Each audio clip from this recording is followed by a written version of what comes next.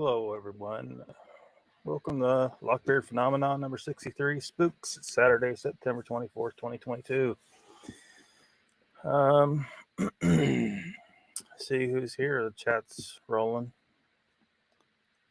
Mr. Lee, Angel, Meredith, welcome.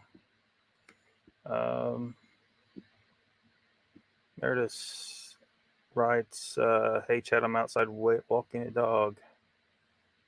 Mr. Lee's gonna miss it. No, Mr. Lee's not gonna miss anything. There's a Bat Mom. There's Donald. Welcome. I think Donald was first in here. Yeah, it's Mr. Lee. It's National Ghost Hunting Day. We haven't really talked much about ghosts lately, so why not? Meredith says, Mr. Lee, right up your alley. You like the ghost, boo. Yeah. Brian and Chewy's here. Welcome.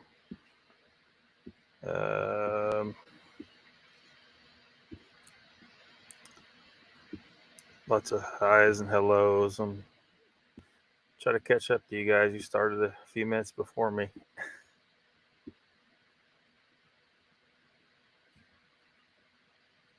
Brian says, just walked in the door from an epic hike today. Epic wind and epic views.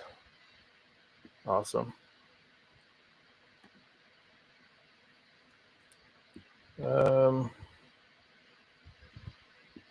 Mr. Lee, I still haven't had a chance to go back and see if I could check that out.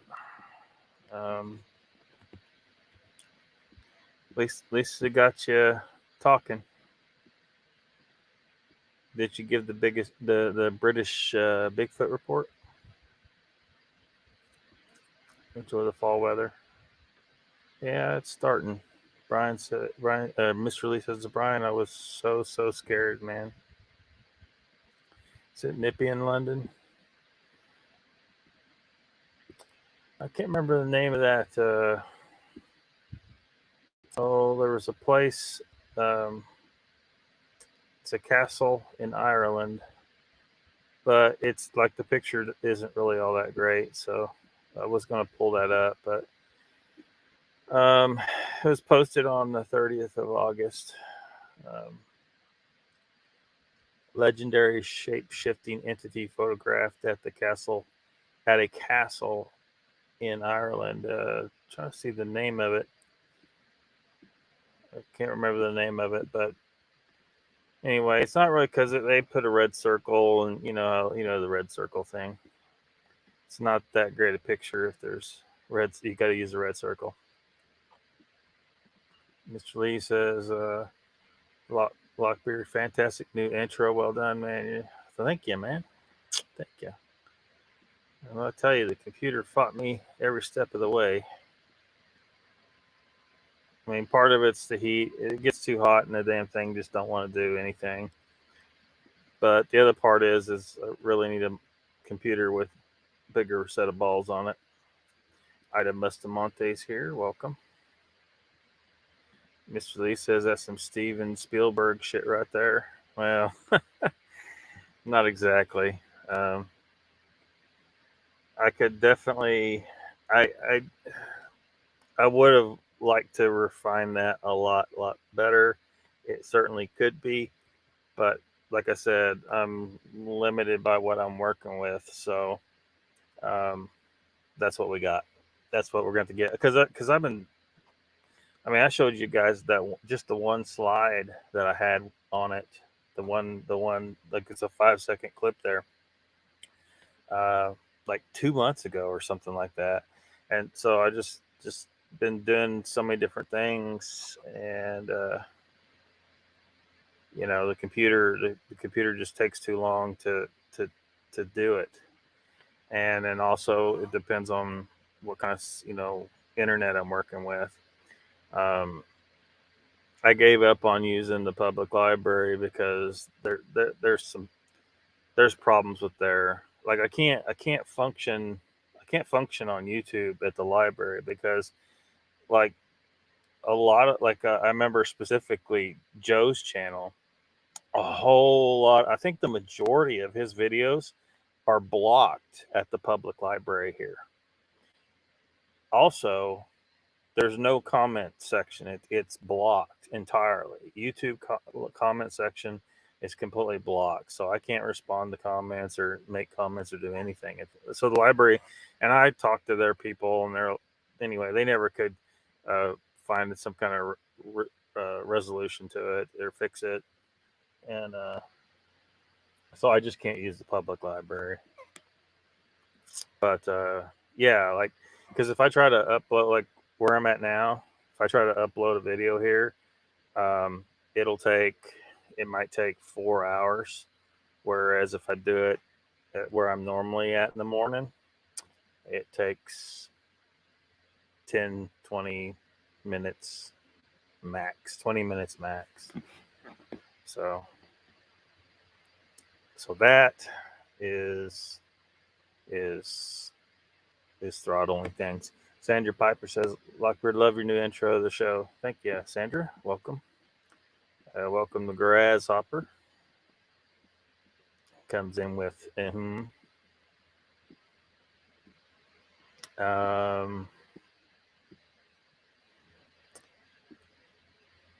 with the StreamYard chat blanking out.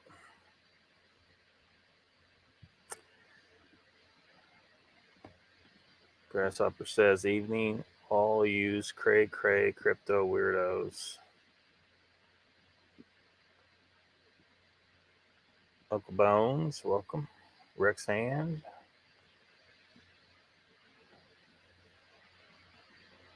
Mr. Lee says, Lockbeard, don't check it out. It was rubbish. Yeah, I mean, I saw the picture. It's just I was having trouble getting it where I could pull it up.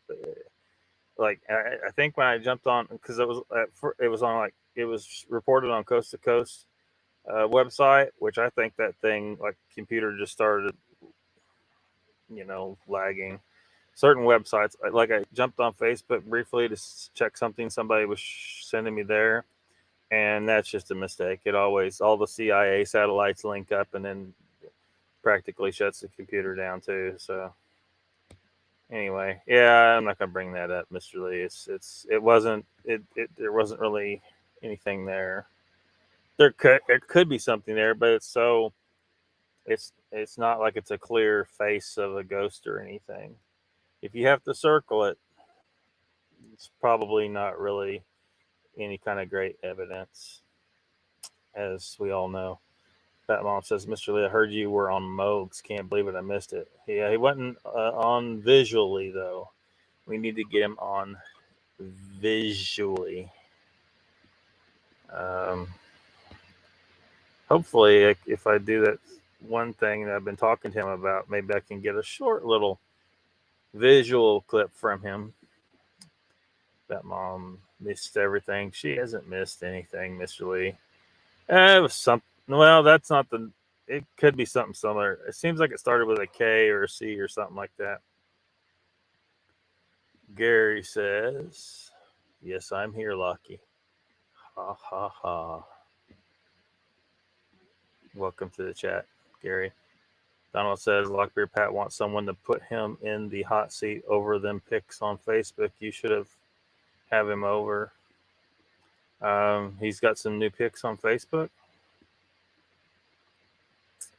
Like I said, I try to stay off of Facebook. Facebook is just a goddamn disaster. Every time it screws the computer up. I hate Zuckerberg anyway and all this censorship bullshit.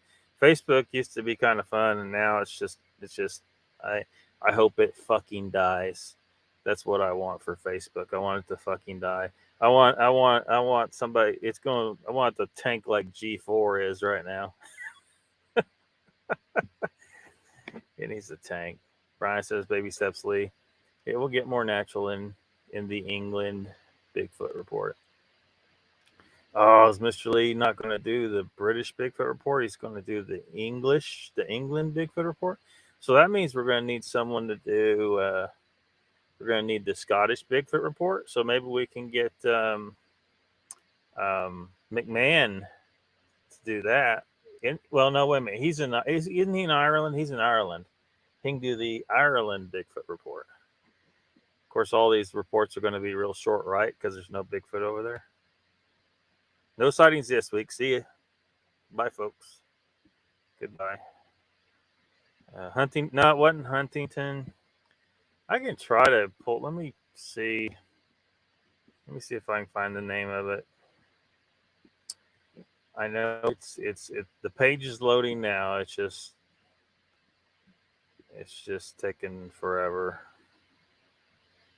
It's a 12th century. They were investigating a 12th century castle. Well, where's the name of the cat? Lackeen. Lackeen. Lackeen. Lackeen Castle.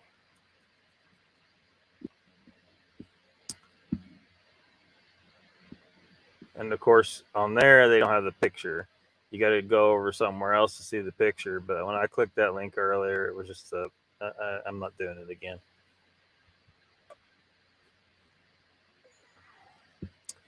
Not doing it again. Like you said, it wasn't a big deal anyway.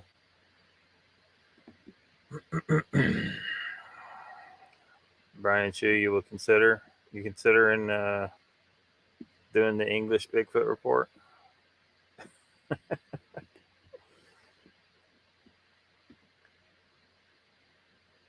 The best sightings you got in England for Bigfoot are in the pub, aren't they? Miss Lee says, Donald, you busy pissing your neighbors off today, man. Is he pissing off his neighbors? Says, yes, sir.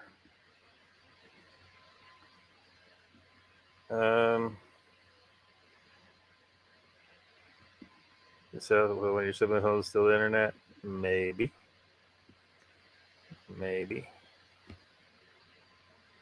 Way behind. Well, yeah, because you guys were chatting before we started. Well, have you experienced anything paranormal? I don't know. I'm not sure because I think my mind was too. Like I instantly go to. There's a logical explanation for this. It must be. It's just pipes banging or the wind or your mind playing tricks on you. So if I had, I might not have realized it. I just my mind would have gone to my mind would have done kind of written it off. But I see no reason why there can't. It's just what the real explanation of what it would be is the question. Or well, I mean, there's as far as when you're looking at field theory, you know, which I've talked about sometimes, Ken Wheeler and Nikola Tesla and all this stuff, and how everything in the universe is fields, you know, energy, vibration, frequency. That's what everything is made of, and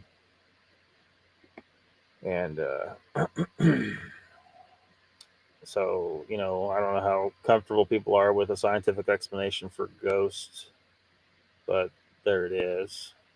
I mean, but there may be different versions of you know, I don't know if there can be a blanket term for these different things. Like one could be the actual disembodied spirit, you know, of a person that's just confused and doesn't realize that they need to let go, that they're locked into their ego, they're they still think they're individual, but they should just rejoin the one spirit, the one consciousness of the entire, like everything, which, you know,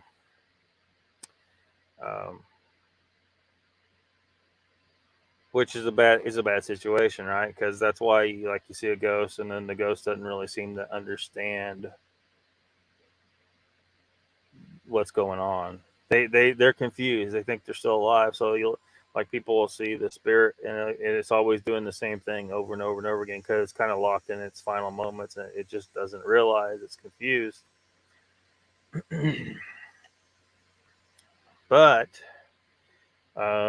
there's a documentary from 1975. We was going to look at some clips from that where this guy was talking about like he seen this apparition was about a foot off the ground, and what he thought was, and it could be true that he's seeing an image left over from the past. That this isn't necessarily an actual ghost, but like an after image, an echo left over from the past, and that person isn't actually standing a foot above the ground at that time. The ground was higher and it's come down. It's eroded down, and so that's what he thought, is that ghost was not actually floating. I mean, it's an actual image of a person that was alive and standing there at a time when the ground was 1 foot higher. Um, um, this there could be some now this ghost could be some kind of explanation for some of the weird shit that some people say they see Bigfoot doing.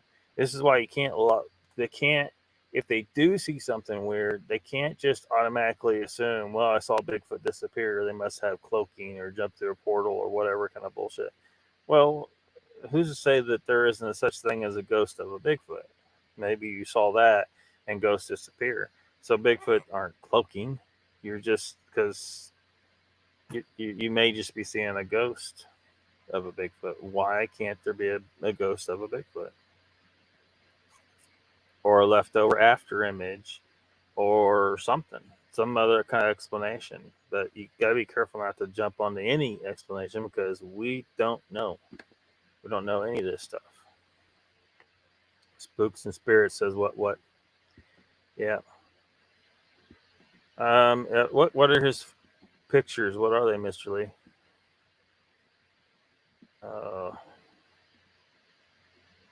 Mr. Lee says English. Yes, I don't like British. What? Why not, Mr. Lee? Be interesting to know. Yeah, I mean, it's a crazy history you all had over there. We were talking about that one night because, like, how I don't think that the royals are the real should be the real ones in control.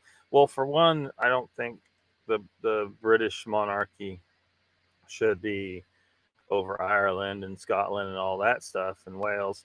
Like, as far for like the Eternus Empire thing, I demarcated the boundaries separating into 3 separate nations. Northumbria goes to Scotland to equalize the amount of the land area. But yeah, I think the ancient pagan kings, the lines of the ancient pagan kings should be looked to for the true heir. Not even that guy in Australia. Although he would be more appropriate than fucking Charles. But I think we should look to the lines of the ancient pagan kings, that were that, but because they called it was what they called the septarchy back then. There were 7 major kingdoms, or we call them kingdoms. To some degree, we may be just looking at just like a tribal leader, but it's been kind of called a king at this point. But same difference. It's a leader. It's a leader at the time.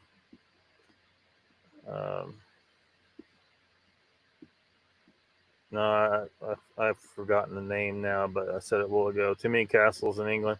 No, this was in Ireland, Mr. Lee. It's in Ireland. Donald says they are a blurry mess. I asked Pat why he posted them. He said he wants someone to put him in the hot seat. Well, I mean, I don't see the percentage in blurry. Like, is he like stating that they are definitely? Well, I don't even know what these pictures are. Are they UFOs? Are they Bigfoot? Are they ghosts? What are they?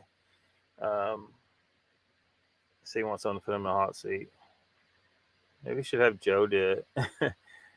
Mr. Lee says, Donald, what up with Pat lately? Oh man, I don't know. Was he even on last night? It didn't look like he was on last night. Like I didn't see his live stream or Spooks. The black shuck. What's that? I'm not familiar with that. Rex Hand says, my wife's sister got a farm in Hayesville, Kansas. We were out there standing in the garage. Something screamed upstairs, went downstairs. Brandy's here. She says nobody's going to put him in the hot seat when they know he doesn't actually believe anything is in those photos, Donald. So was he just trying to stage kind of a debate over him or to make a point? Ghostly Hound. Streaming right over our heads. We couldn't believe it. It was screaming. There was some kind of screaming over your head. Joe, there's Joe. He says, wait a minute. I just walked in. Scientific explanation of ghosts. Ain't no such thing as in the scientific explanation. Well, I mean, you want to go down this rabbit hole? You want to go down this rabbit hole, Joe? The stupid light is fucked. Actually, there is a scientific. It's just not main. It's not the science, you know. Like if you're thinking about quantum physics and Einstein, all that, which is bullshit. It's all bullshit. Then they can't. They they can't explain. I mean, even Einstein, like spooky action and distance. He didn't understand. He didn't understand. He called it spooky because he's like, I don't know how to fuck this thing. How's this happening? Because basically, what you have there is instantaneous transfer of data, memory, information that across infinite space and time. Space and just space, not time, but although because there's no time involved. It's instantaneous because he didn't actually understand how the universe works, and most humans on the planet do not. They just don't. I don't know if we want to go down that rabbit hole or not. What I would tell you is to try to get there is the only person I know on the planet that's truly seems to be trying to inform people about this is Ken Wheeler. Ken Wheeler. Of course, you're going down a deep rabbit hole because you're gonna have to learn why quantum physics is bullshit, and Einstein was not the genius he's thought to be. He's just a very, very parasitic plagiarist, is what he is, and he couldn't even plagiarize shit that was correct.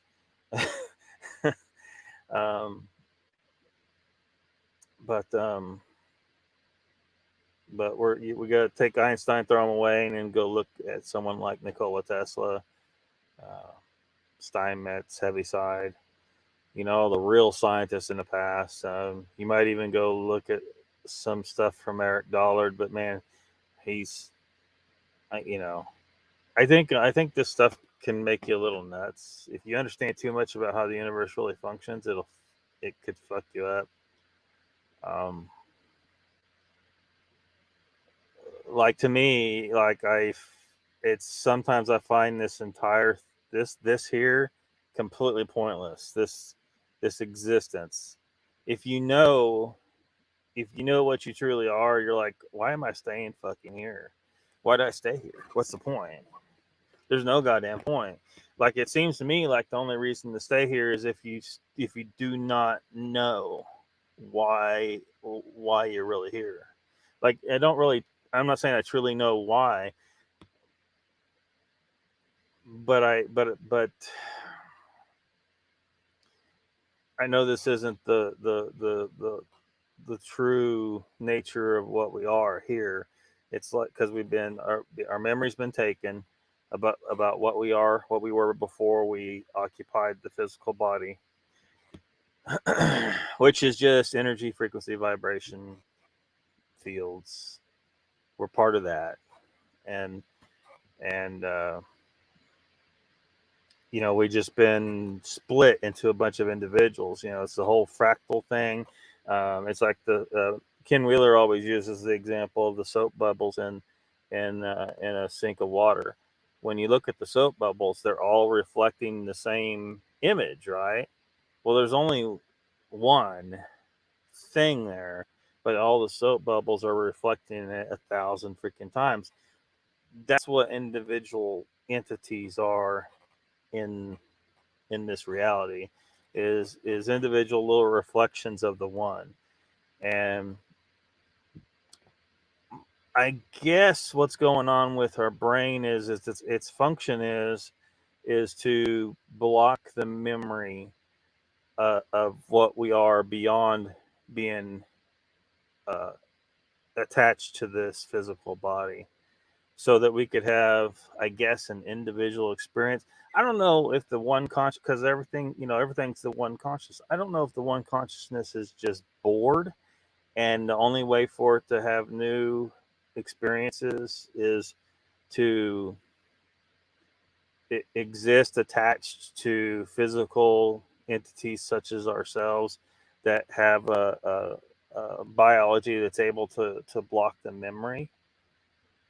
And of course I don't know, we talked about the psychedelic stuff before, and why I think, because, man, this is a lot of stuff. So Ken Wheeler always uses the analogy that the brain is a radio, not a radio station. It's not the origin of the signal. It picks up the signal, it modulates it, it tunes into the signal, which is you, is what a lot of people would call a spirit. But it's really just signal. There's a lot of information in that signal, but it filters out a lot of stuff. And when you start taking psychedelics and stuff, it's like you're fiddling with the dial on the radio. And there's different psychedelic substances seem to have different effects on what's going on with your dial, because normally you're in a house. You're blocked off from the rest of the universe, the consciousness of the rest of the universe. It seems like you take this psychedelic over here, maybe it flings open a window so you have some exposure to this kind of thing and this aspect of the consciousness of the universe. And then you take a different psychedelic over here, and maybe it flings open a door over here on the south side, and you get some signal from that direction. And then all the way up to, because you have the spirit molecule, which is NN-DMT, and it's in the intro. It's the molecule. I put it on the intro because to help familiarize people with NN-DMT and 5-MeO-DMT, two different molecules, very similar, but one is the NN-DMT they call the spirit molecule for a reason. The other one, 5-MeO-DMT, that's the same substance you get from the toad venom. They call it the God molecule.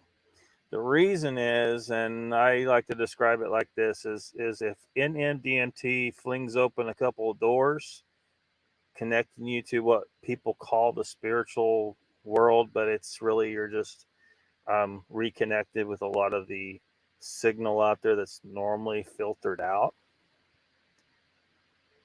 So they're thinking of it. They're thinking it in terms that they can understand spirits and God, right? The God molecule blows the house off of you, knocks down all the walls and blows the roof off. You lose your entire individuality. They call it ego death when that happens. Those people take that stuff, and they don't come back with a lot of. They come back with some information, but they don't, because this little mind here can't handle the entirety of all possible knowledge in existence. That's what you're connected to. You're connected to the all, the one entity, the one consciousness. Because all consciousness in existence is a piece of that one consciousness, and it's just that right now you're isolated in this meat puppet here as an individual. And so I don't know why we're here. I don't know if biological life just is just a complete accident and it just happened to form this way, but it seems that it had to be connected to the spiritual energies. I hate to use the word spiritual, but that's, I don't know what else to call it. Signals, frequencies, energy. Um, it seems you need to be connected to it. Because all life needs some amount of water to some degree, and that's another thing that's in the new intro, is some reference there to water molecule, and how the water molecule, the formation of the water molecule, is an antenna for consciousness. Which again, you got to think of consciousness as a signal. It's a frequency. It's a vibration. There's perfectly good scientific explanation for this stuff. It just takes a while to kind of get people to really wrap their mind around that. But water is critical, right? Because like if this is your radio, well, you got to have an antenna. Well, every single water molecule is your antenna. That's why when we were talking about there's also another thing. The water molecules store memory. So that's why that whole issue where you get, if you get a transplant from somebody, you might start behaving a little bit like them, or you might experience memories. That's why that one case where the little girl, she experienced, I can't remember what, did she get a heart? I think she got a heart from a girl who had been murdered. And based on the transplant recipient's testimony from memories that she acquired by getting that heart, they were able to convict the killer.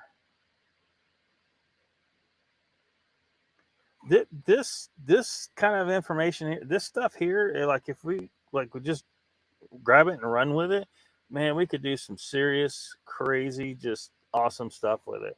But it seems that the mainstream, it seems that the government, it seems like the medical establishment doesn't want us to be aware that this stuff is legit. And even if someone is exposed to it, like right now, a lot of people hearing this are probably like, this is a bunch of hocus pocus crap. But like, no, there's science to support all of this. It's weird. It's really weird science. But once you start understanding how it works, so you see that scientist Emoto, like he's done some experiments with water and memory and placing intention into water. You start to understand, like, the placing intention into water stuff, how holy water might actually, because what they're doing is they're placing intention in the water. The water is recording something from the individual, like, because again, everything's frequency, energy, and vibration. Tesla tried to tell us, and nobody's fucking listening. They're over here listening to Einstein. Einstein didn't explain shit right. But so it isn't that there's this magical shit going on. It just kind of seems like magic to people because they don't understand what's actually happening there.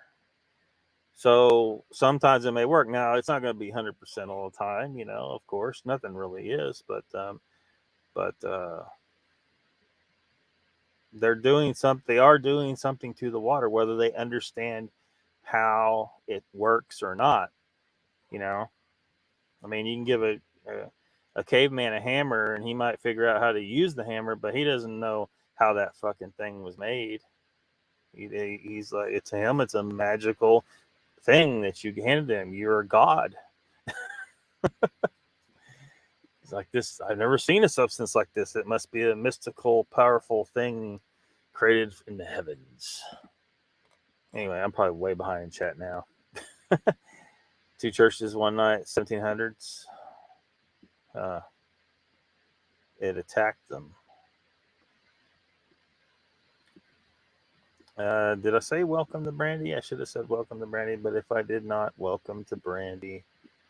But what says, yeah, I wonder if the black shuck could be mistaken for Dogman or vice versa. Mr. Lee says, a lot of people I talk to have seen ghosts. These buildings are so old around here, telling you what go creak in the night, that is a ghost, man. Well, like one of the guys in that 1975 documentary, we'll look at least part of it here in a little bit. One of the guys in there was talking about how, well, you know, because a lot of people think it has to be some old place, and he says not necessarily. A lot of times ghosts appear in new places. So, something to think about. Yeah, you don't know what Pat's up to with the pics.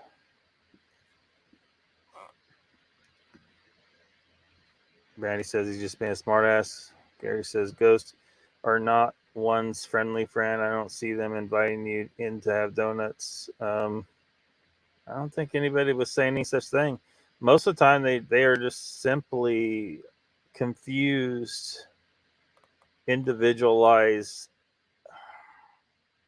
energies and frequencies that doesn't realize it needs to dissolve back into the one.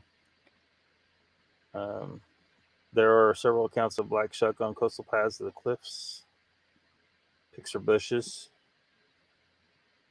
Officially says Scottish peeps, Welsh and Irish or English do not like to be called British. It's insulting, dude. Just saying. So why do they call the place Great Britain?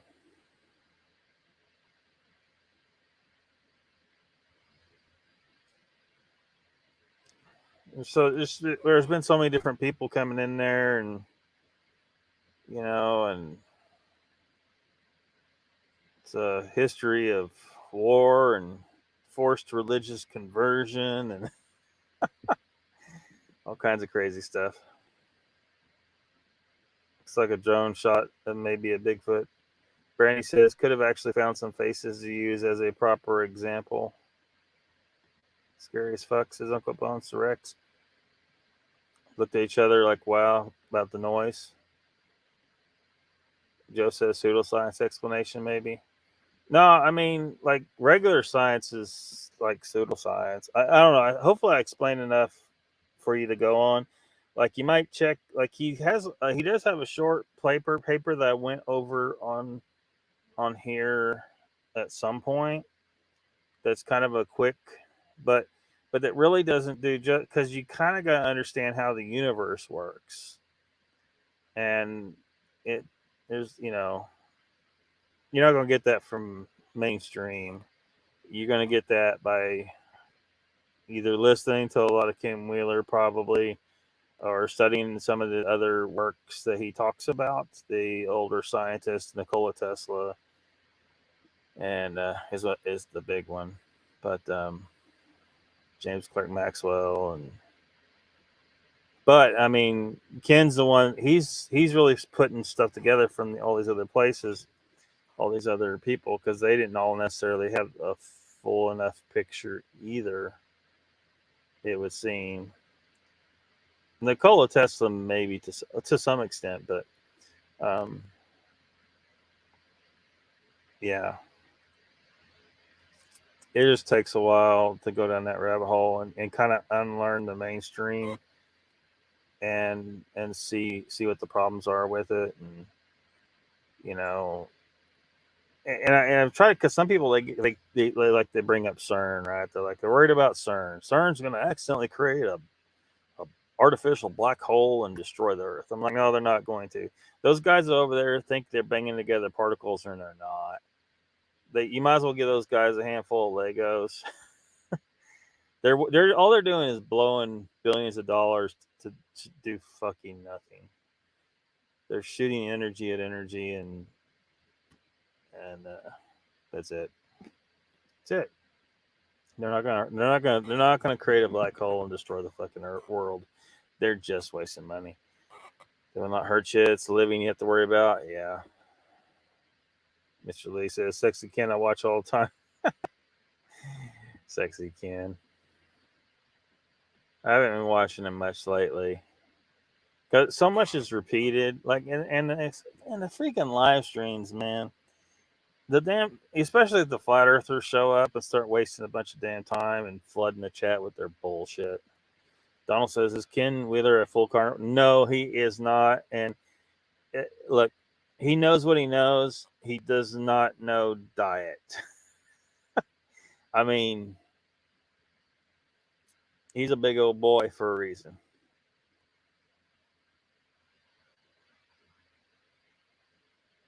But no. He like, look, everybody, just because you're a genius in one field doesn't mean you're a genius in others. And he certainly is not a genius when it comes to diet. But when it comes to field theory, I would say he is, if I'm qualified to make that assessment. I don't know that I am, but I would say that he is. He even said nothing about it. Yeah, theory, hypothesis. I gotta warn you. Actually, he's in the intro too. You look at him, you see this dude. He's covered in tattoos. He's goofy as hell sometimes, but trust me, trust me. Search for answers to the messed up things in mainstream science in different places, and there they are. Chessboard says, "Hello to everybody. Welcome, Chessboard." All right, see you later, Brandy.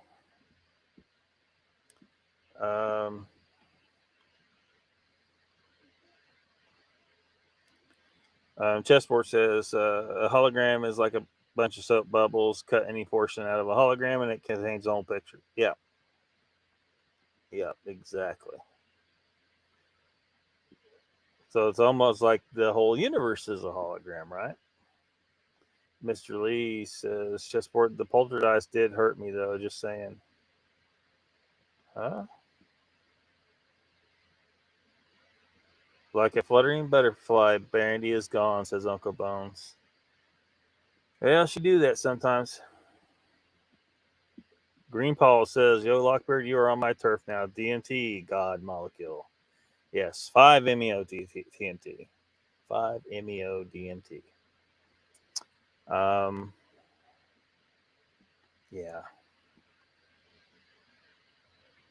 I mean, really, I don't know. The best way for people, well, shit.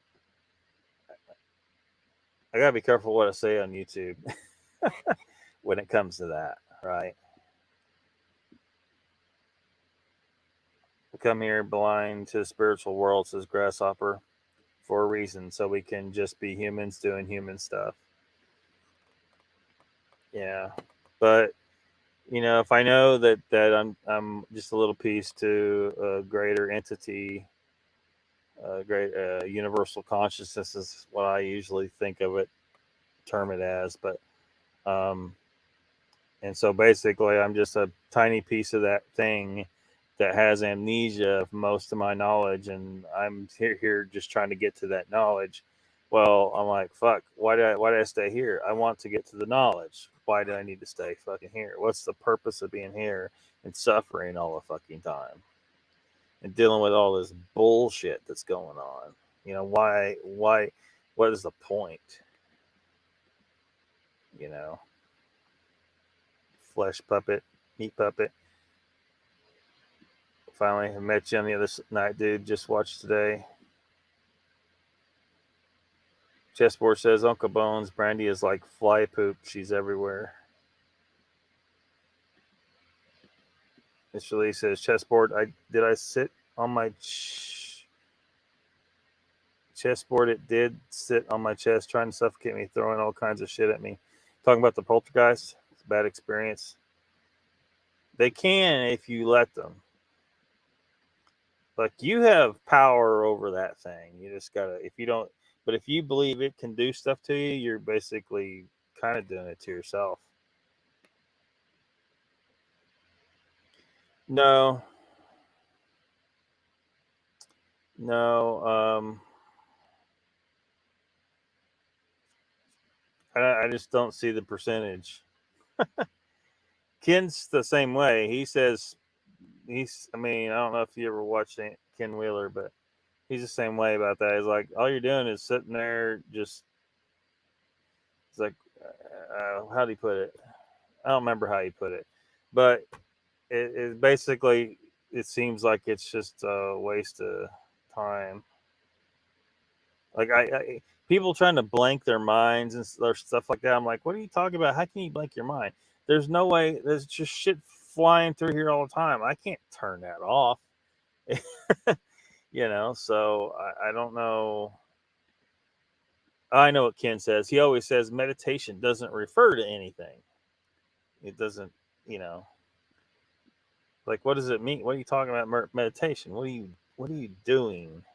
You're sitting there just thinking? Well, I'm thinking all the time. Or you're sitting there trying not to think. Well, if I'm sitting there trying not to think, then I'm thinking about trying not to think. I can't stop thinking. That just is such a. If other people can achieve this, they have a superpower. I tell you what, I can't not think. That just doesn't happen. I might start blanking out on some shit, but whole experience. Here we go. We're all connected. Green Paul says, Lockbeard, the theory is everything is part of consciousness. If we tap into it, we find we are all the same. You in Green Paul's mind now. Chessboard. Mr. Lee says, chessboard, I will not have argument with you. This happened to me. Does chessboard not believe in you? Take too many drugs. Bioelectric molecules. Green Paul says, Mr. Lee, consciousness is the place in the veil where all things meet. Green Paul's, I agree to a certain extent, yes. Ken's channel. Fly by Stu's here. Welcome. Video on Tesla. Those who believe in the unnatural. There's no such thing as the unnatural. Everything that exists is actually natural. I mean, ultimately, because it's all part of the natural world.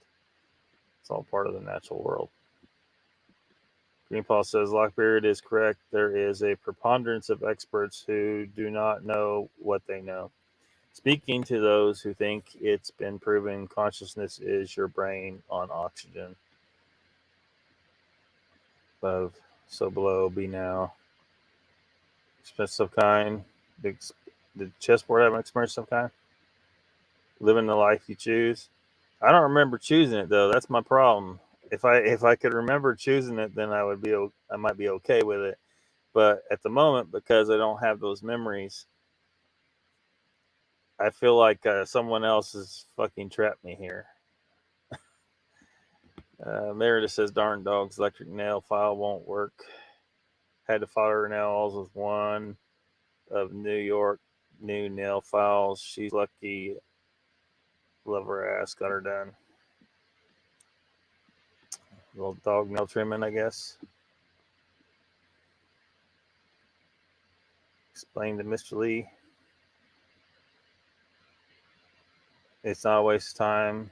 It does refer to a something connecting to consciousness. You will be amazed. I have no idea. It looks to me like people are just sitting there and closing their eyes and thinking. I don't know. I don't know what the heck what are they talking about meditation? What is just I don't know.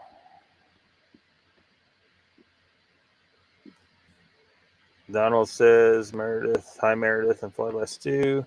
Mr. Lee says, chessboard, it's not too upsetting when people say you were too stoned, all in your head, but that was not the case. People always say that. I understand.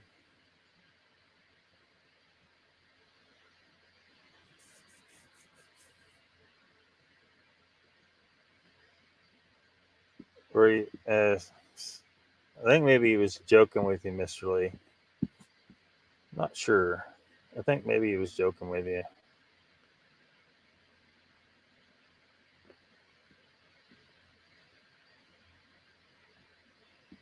Um,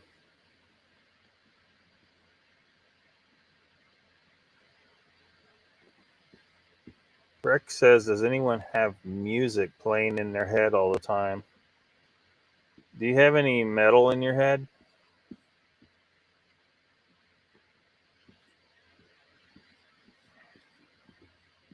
Rex?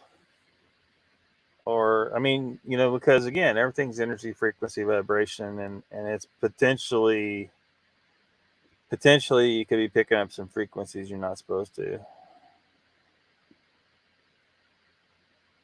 I mean, well, are you supposed to or not? I don't know. I kind of feel like when people have these psychic experiences or they see ghosts and stuff, those kinds of things are not really supposed to see, but the system isn't perfect. So sometimes mistakes happen. Green Paul says, Lockbeard, I will email some tips about meditation. I thought about it like you did, but now I know. All right. I just, it looks to me like someone's sitting there and just closing their eyes and trying not to think. But some of them say anyway, they're trying not to think. And that just is not a possibility for me.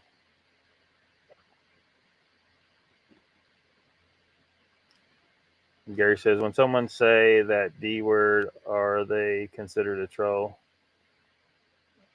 D word? What D word? Green Paul says, I hear a sound that sound like Native American flute when there is silence. Maybe you really are picking up Native American flute. And maybe it's from another time too. It could be from the past.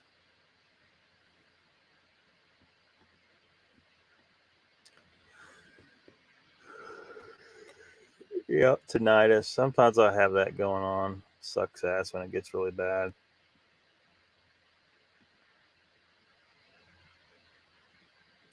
Daily Dan's here. He says, I'm watching, I'm listening, just eating. Oh, drugs. I don't know why. I mean, maybe some people might consider it being a troll if you're just telling people that have strange experiences that they're on drugs. But I think Chessboard was just playing with Mr. Lee when he said that. Rex says I have that too, Donald, mixed with music. Chessboard says, Mr. Lee, the only thing I'll say, I've seen body parts flying through the air. I've never taken drugs other than pain meds. Body parts flying through the air? Meredith says, Chessboard, you're saying hi to everybody. Welcome, Meredith. You ever wonder if maybe we should all just say hello, everyone, and call it good?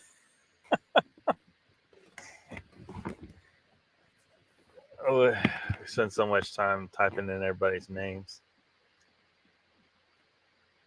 Daily Dan says, he was joking, Mr. Lee. Can't afford drugs.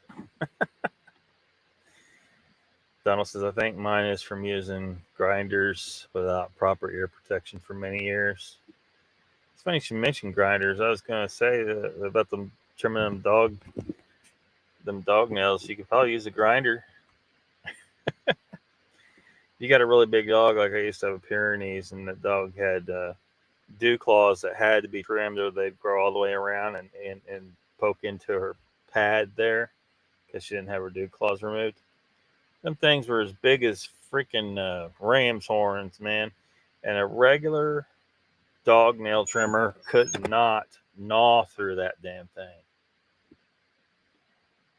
It just couldn't do it. All the chat took forever. No metals, just firing guns. Too much loud music.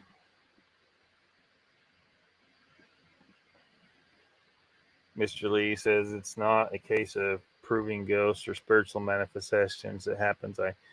I've seen it when people start questioning whether you take drugs. Pisses me off. Just saying. Yeah, but I think he was just joking with you, Mr. Lee. He didn't mean it seriously.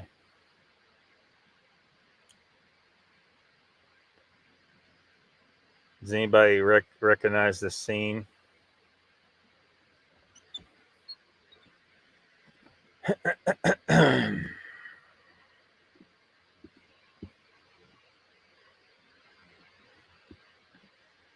Donald says, I think that myself, Lock, but I feel bad not greeting everyone when they all greet me. Yeah. Yeah. I figured I figured it needed to play a clip that had the word spooks in it to legitimize the title for tonight.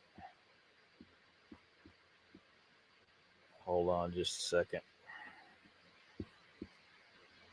What the hell are you doing in my graveyard? You have been told, stay away!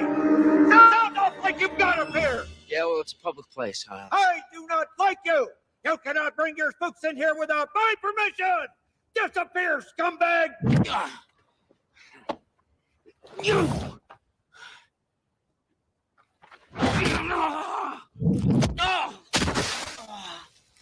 I am not one of your shitty little emanations, Bannister. You cannot push spirits around. You are scum, using spooks to put the frighteners on people. That makes me physically ill.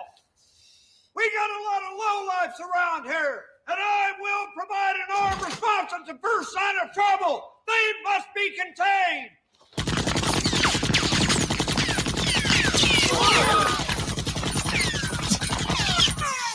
Catch you later, Hiles.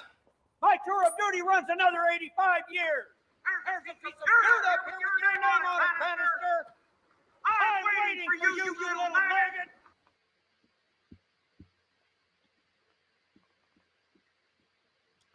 Meredith says, Chessboard, careful on the pain meds. They are known to destroy families.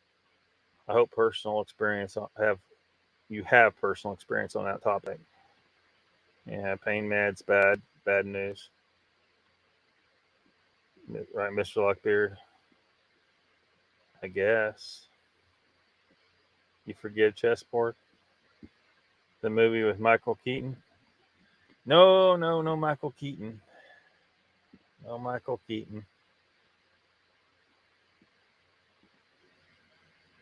Joe says, if I said I saw a purple dog with pink wings, I think it would be a valid question as to whether I was under the influence of drugs at the time. True.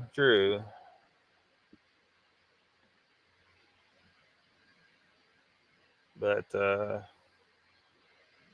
seems to be something really up with the spiritual thing, though. The ghost. Daily Dan says, oh my, he's really a ghost now. Eek. It's 21. Arlie Ermy is a legend, says Donald. Yeah. Them older, not 16 years old. Yeah, Michael J. Fox. I don't know. I think this movie doesn't get enough praise, really. It was a pretty good movie. It was fun, It was a lot of comedy in it, and I'm not the biggest comedy fan, but I liked this. Yeah, he did say he saw Bigfoot. But I mean, it's on a different level though, I think, because basically you just saw a big hairy dude in the woods. Big hairy dude in the woods. So no big deal, nothing too crazy there. Miss Lee says, Donald, yes, Full Metal Jacket, one of my best movies. Been on pain meds for 30 years.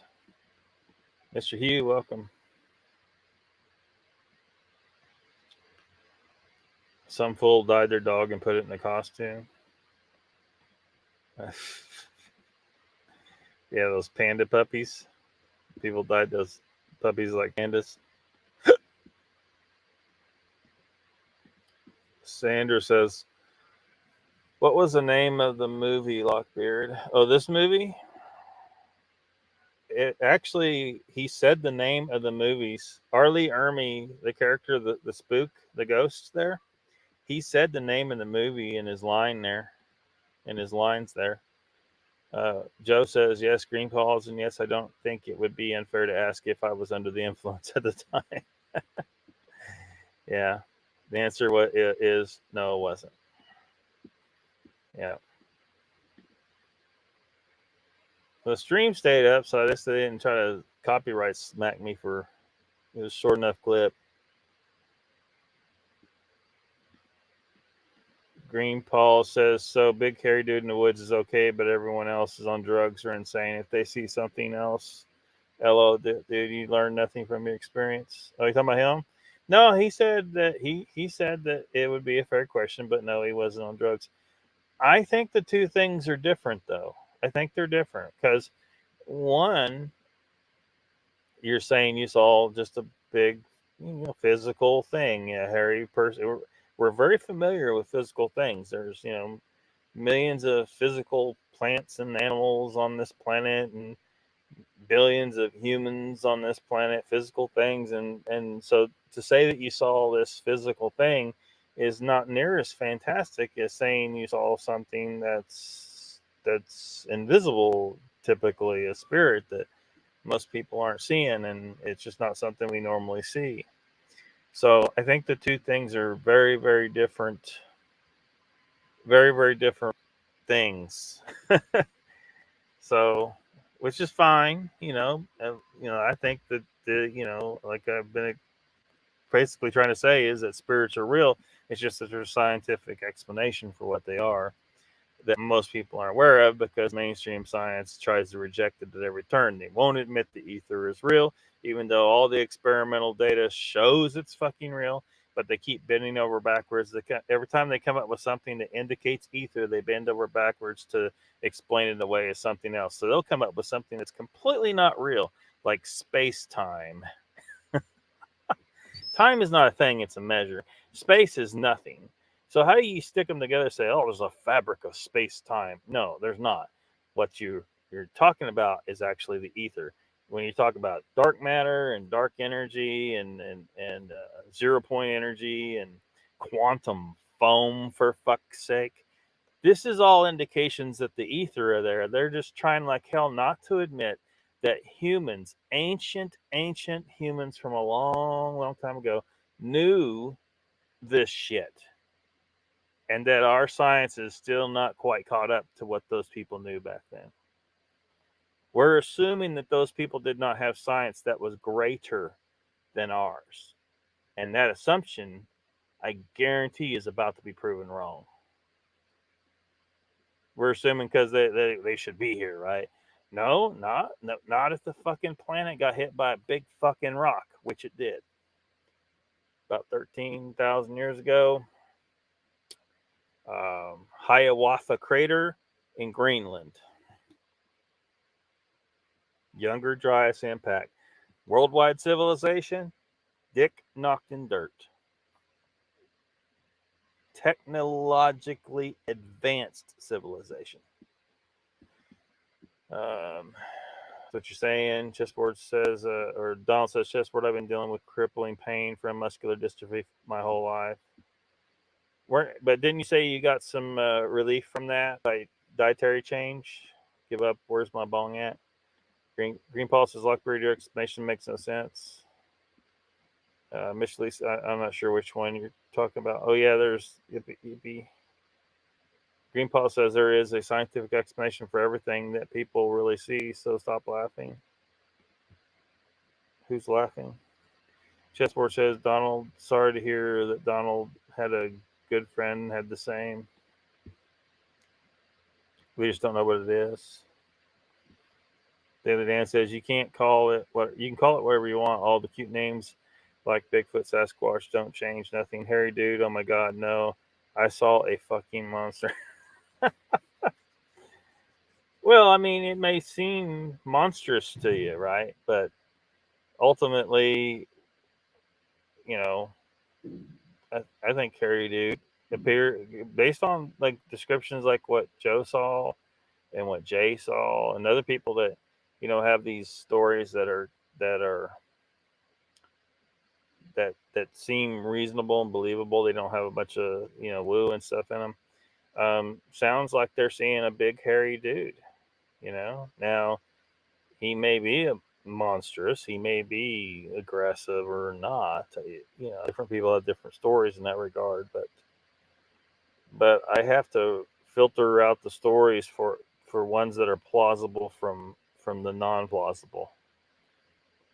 And so that, of course, that a lot of people don't like that because they tell a crazy story with some woo, and they don't like the idea that perhaps they were mistaken about some of the woo aspects of their story. Maybe they did see something, but they were so shocked that they thought they perceived some magical crazy stuff, and they didn't. Their mind just did that, played tricks on them. Yeah, so it ain't that I don't believe you, that you saw something. I just think that, especially like because how people are affected by this thing. Because you're going out there, you don't know this thing exists at first. Most of these people, and they see it, and they're not prepared for how big they are. You're not used to seeing a human that big. Yeah, especially at 11, dude. You were small, so this thing had to seem. Yeah, I mean, it had to seem like a monster to you. But consider that it just seemed that way, though. Consider that. And that there's nothing to be freaked out about. It didn't harm you. It could have easily harmed you, but it didn't. And, I don't know. I mean, I would say if you took any 11-year-old kid or most 11-year-old kids and took them around Andre the Giant, they might think, gosh, that guy's a monster. Well, most accounts of Bigfoot is that Bigfoot's bigger than Andre the Giant, so that would have to seem like a monster. Joe says to a mouse, a cat is a monster. Yeah. But yeah, he was 11 years old, so yeah, I have no doubt it seemed like a monster. I'm just saying at this point, thinking back, you can try to hopefully recognize that though it seemed like a monster, it probably wasn't. It didn't harm you. You're still here. Mr. Lee says, Donald, you take all the pain meds you need, fella. If it helps you, man, I stand by you always. Green Paul says, deep, but what do you have? To Joe, what do you mean, what does he have? Dan says, that cat may be a cat, but I bet that rat's still shit when he sees me. Yeah, most certainly. I'm just saying that the monster it seemed like a monster, but it can also be true that thing was just a large human. It was just a large human. I mean, I know a lot of people don't believe Bigfoot's human, but I'm going to have to work on everybody. Morphologically speaking, what people like Joe and Jay described they saw absolutely has to be a straight up. If it's not Homo sapiens, I will be surprised. It's a different race, a big, hairier race. But if it's not Homo sapiens, same species as us, I will be surprised.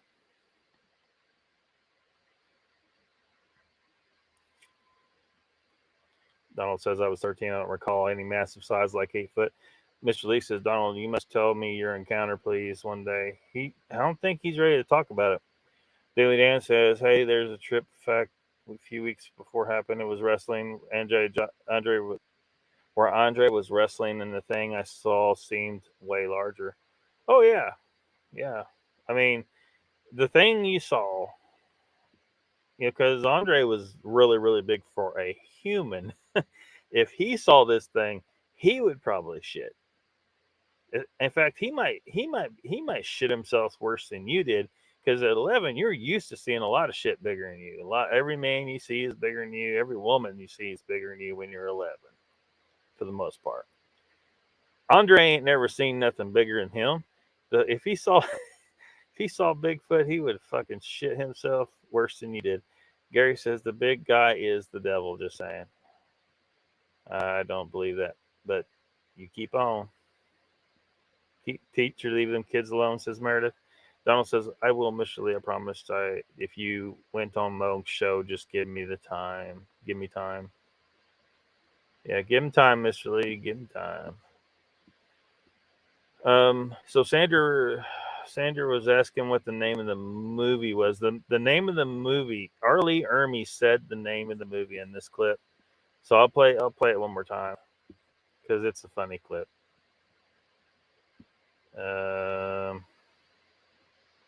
Go back a little further. There we go. What the hell is going on out here? Get back in your grave! Ah, son of a... Holy Jesus! Right? Go ahead, I'll handle this. What the hell are you doing in my graveyard? You have been told to stay away! Sound off like you've got a pair! Yeah, well, it's a public place, Hiles. I do not like you! You cannot bring your spooks in here without my permission! Disappear, scumbag!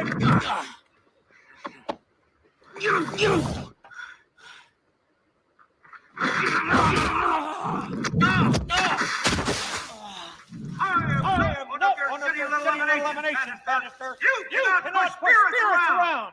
You are scum. Using spooks to put the frighteners on people. That makes me physically ill. We got a lot of lives around here, and I will put out your response for first sign of trouble. These must be contained.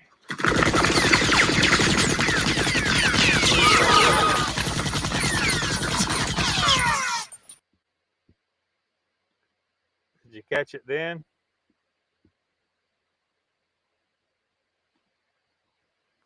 Don't respect that in your own time, dude. Yeah. Chessboard says, Lockbeard, the mind is a marvelous imagination machine. How many inventions have come from it?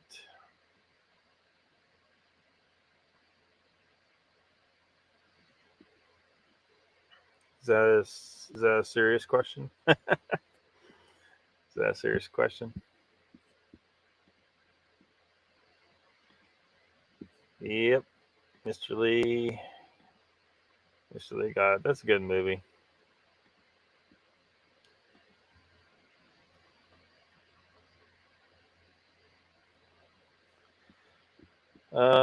What's next here? I actually had three clips from the Frighteners sitting here waiting. Might as well look at another one, right?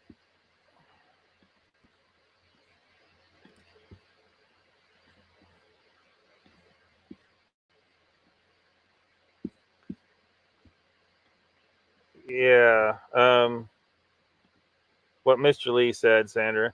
After the drill sergeant there, I forget what he's really called, Hiles, I think. After he knocked Frank on the ground, he said, you cannot push spirits around.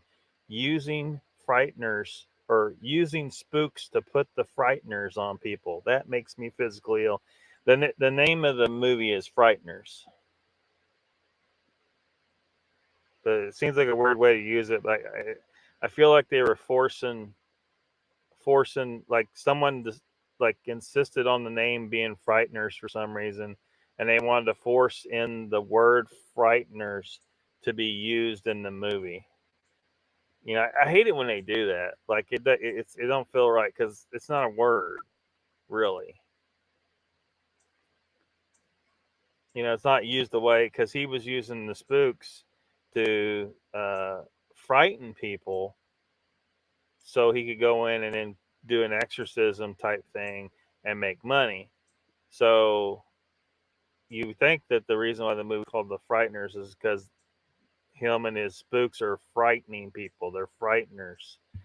But then Arlie Ermy here uses it in this weird way. They kind of forced it. Um, they do it so a lot, like in Star Trek First Contact, where they meet Zephyr Cochrane. They're explaining who they are to him, and he says, "So you people are from the future on some kind of Star Trek." That was so fucking stupid, so goddamn lame. Whoever's responsible for that should be fired.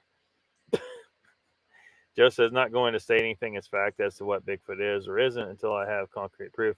Until then, it's just a hypothesis. Yeah, yeah. I'm just saying my hypothesis is it's Homo sapiens, and I will be extremely surprised if I'm wrong. Yeah, Donald, I agree. It does take a while, says Gary. Rubbish, Lockbeard. What's rubbish? What's rubbish? I never know what you're saying if you don't say what you're talking about. Go back to the cemetery. Yeah, we can pull this, Frank. I'm about to go like Jesse on your ass. I'm gonna find me some other black ghosts and then organize a march. The African American Apparition Coalition, the AAAC. And I'm gonna tell you something, Frank. It ain't nothing worse than a bunch of pissed off brothers that's already dead.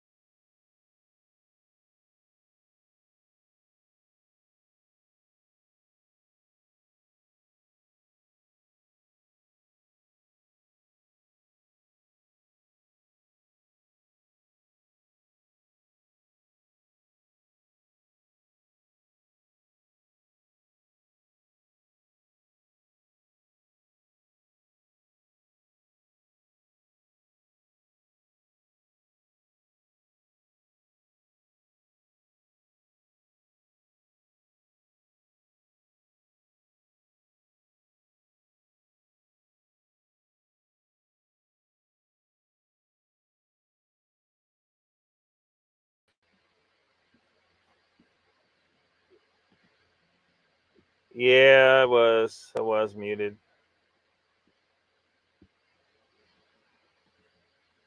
Let me go back here. Mr. Lee, what is rubbish? What is rubbish? How old is this be? 1996, Donald.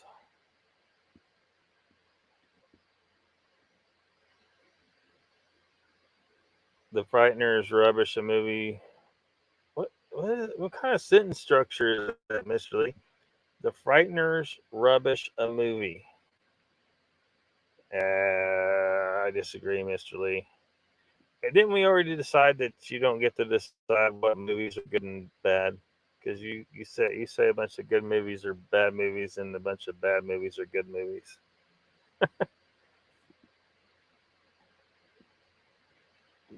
Whatever, Gary.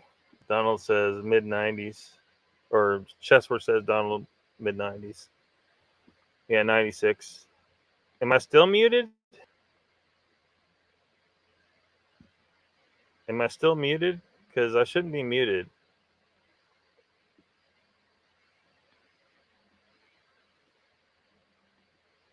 Donald says never heard of it. Yeah, that's what I'm talking about. The movie never got any. It isn't really well known. Like it's not as well known as it should be.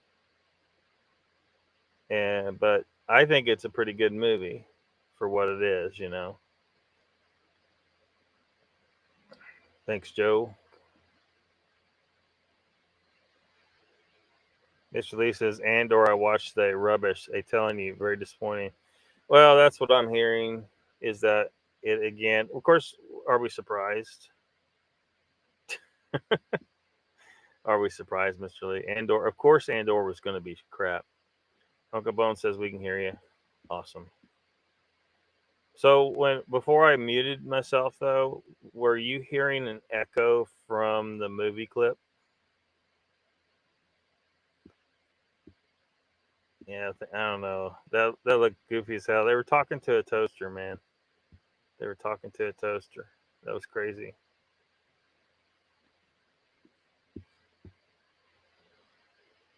Hey, looks like I ain't shooting with blanks no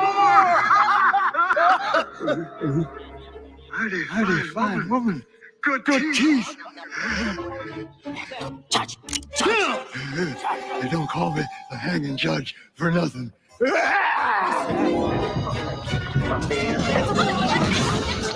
Stay right there.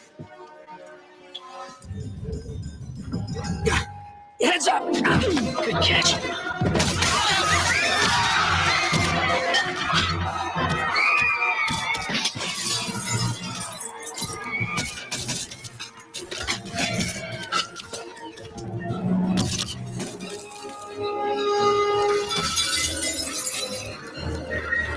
Freeze!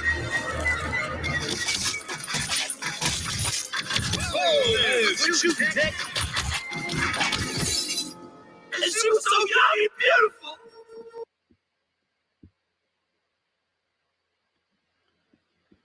Sandra says, I like the movie The Frighteners. And I think you got some weird yeah, so you could tell when I muted and when I unmuted.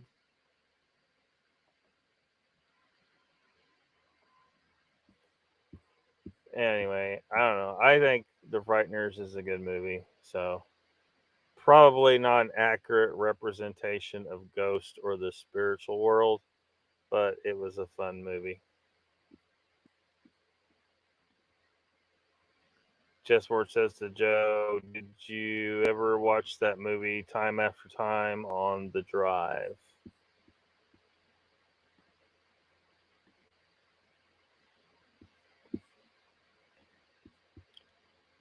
Get this out of here.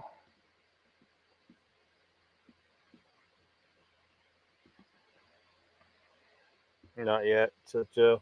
Ruthless says, yes, Lucky, it was a rather good movie. Yeah.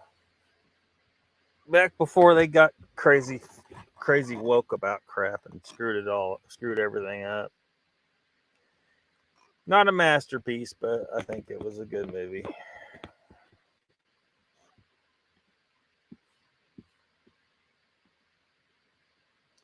Oh hi, says Ruthless. Hello, Ruthless.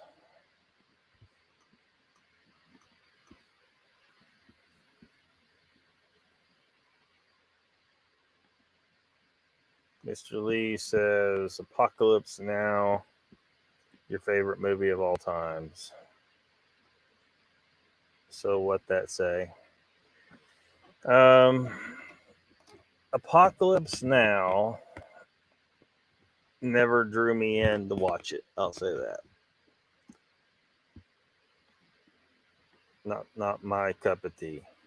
Rick says, what doesn't mean it's not a good movie, it's just not something that draws me in to watch it. Love to smell napalm in the morning, says Rex. Rutha says, Mr. Lee, watch the redo cut of Apocalypse Now.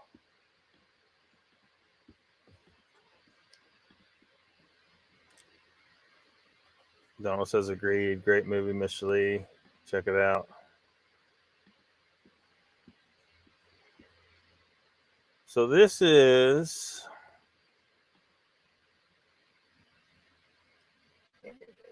and this documentary,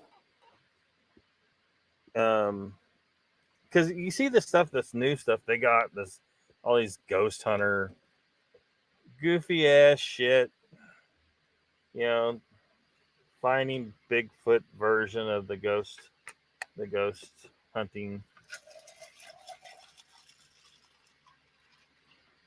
Just ridiculous. This kind of stuff here, though, I don't know. Things just aren't getting ridiculous. It's just a sober approach to it. Like everybody's fucking on drugs. If you wish to spell, when you start talking, please, what's the alphabet A, B, C, D? A, B, C, D, E, F, G. Let's see this up to G. Will you please rock twice for yes and once for no? It's G. Rock twice for yes, once for no, please. Is it G, the first letter, please? Once, twice. Okay, let's have the second letter, please. Start spelling. A, B. Would it be A? Is it A? Will you please rock twice if it's A? Need to stop now. Who are you talking to, Mr. Herbert? Well, we don't know, do we? Presumably one of our subconscious minds, one of us. Or maybe all of us, I don't know. Anyway, this is not a specialist demonstration, it's just scientific. A, This is B, scientific. C, D, E, F, G, H. Some strange goings-on have been reported from a pub in Wiltshire, and the widely travelled ghost hunter, Mr. Benson Herbert, has come to investigate.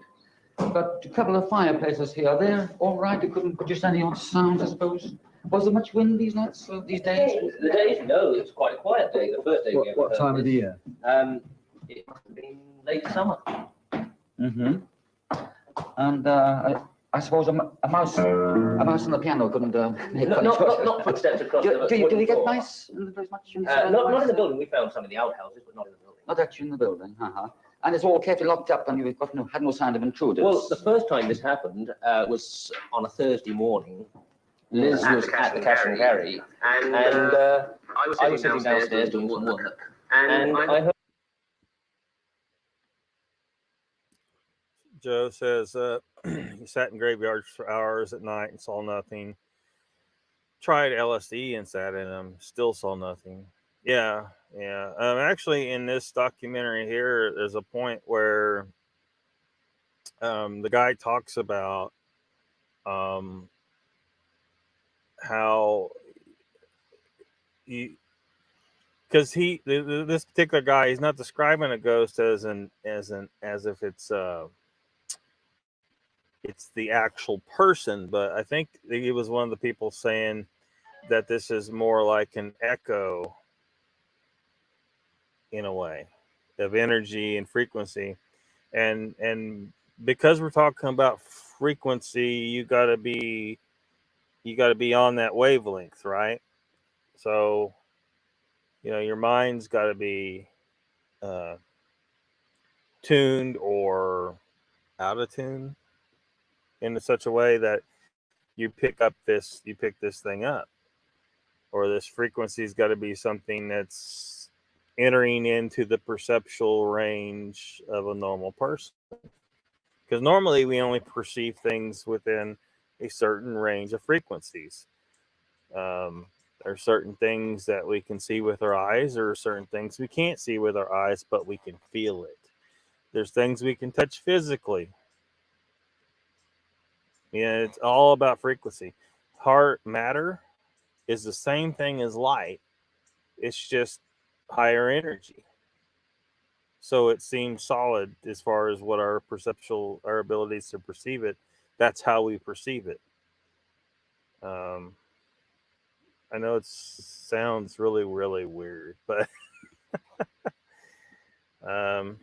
again, to understand all that, you kind of got to read Ken Wheeler's book, I think, and he's got thousands of videos on YouTube. So, like, I think he's made 7,000 videos at this point. Some of them are about translating languages, like he's a language prodigy, and explaining Buddhism properly and what the ancient writings were really about. Because all the religions are they're following a bastardized version of what they originally were, because the translations are all wrong. Like, they're all jacked up. It's just when you're translating from one language to another, something's lost there. The actual total 100% meaning does not come across correctly. Never. And then on top of that, you have people that were purposely altering some of this stuff. There was stuff just being just plain ass omitted. There were accidental changes made, mistakes when they were transcribing. What people are following, like if you're following the Bible, for example, exactly as written and literally, you're way off whatever it originally meant. You're way off. Like, if you want to get closer, you need to go study those writings in the original language. And even then, you're going to have a hard time getting to what it actually means, because you're not part of the culture that language came from. You will never be totally able to understand the meaning accurately. Never. So ease up on these, the Bible says this precisely. Well, no, you just chill.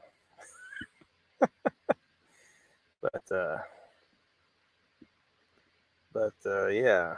But anyway, and he talk. He's got a lot of photography. Like he was working in photography, and I didn't care about photography very much, so I didn't really watch any of those videos. But yeah, there's a lot of information to absorb to try and get what we're talking about here. But so if you really want to understand why I'm saying this, you just got to go study the stuff that Ken's teaching. I mean, and if you want to, you can go further. You can try to understand like what, because he gives the sources of all this stuff and everything. And but there's no other explanation. People are experiencing ghosts, and the explanation is there on Ken's channel. Infield hauntings. I don't think so. Jen says you have to be open to the experience. Mr. Lee says, Jen, not really. I never was open to it. It did happen though. Awful business.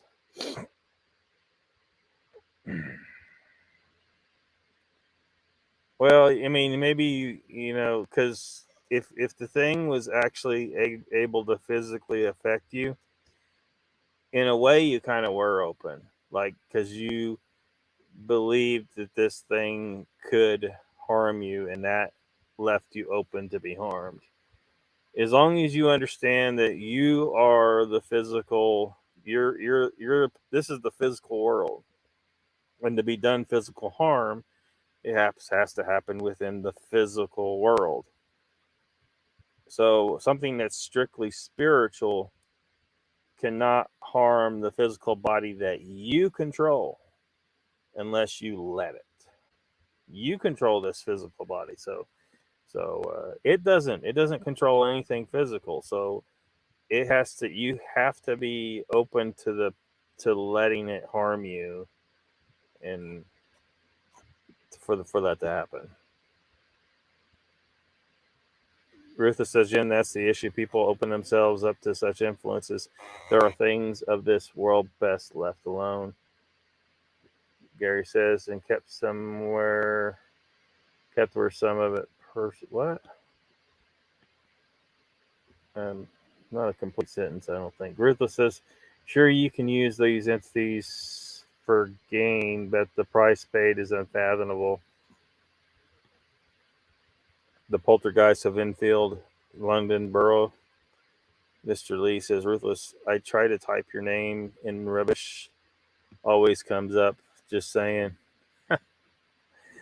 Because you say rubbish all the time, Mr. Lee. The AI knows. Jen says, not arguing that point, Ruthless. I've always experienced this thing. So did others in my family. Seems passed down, but I don't know for sure. Yeah. I mean, it could be, it could be that your family just has genetically, you're just built in such a way that you're open a little bit more to the range of frequencies that intersects what we would call spiritual in our world. But again, I'm using the word spiritual because that's the only thing that most people will understand what the hell I'm referring to exactly. I could say into frequencies beyond what we're normally perceived, but people aren't going to truly understand. I'm talking about ghosts, I'm talking about the spiritual realm. I'm talking about universal consciousness, the parts of it that we're not normally supposed to perceive while we're connected to a physical body as a tuned signal. It seems really, really weird to think of your mind, your consciousness, your spirit, or whatever the hell you want to call you, is it like a tuned signal? Tuned signal. Ruthless says, Mr. Lee, that's you not training spell check, mate. What? Yes. What do you say? Poltergeist? Yeah, Poltergeist of Enfield, London Borough.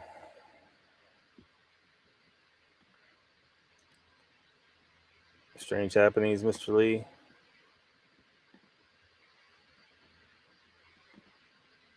Donald says, I experienced some weird ghost stuff and 2 creatures I called goblins to my mother when I had a high fever from pneumonia when I was young. Could have swore it was real. Yeah, but could have been a dream, right? Could have been a dream. But who knows? Maybe it was real. Ruthless says humans have an inherent need to connect dots. The brain will act accordingly with the eyes. It is the brain that defines vision, not the eyes.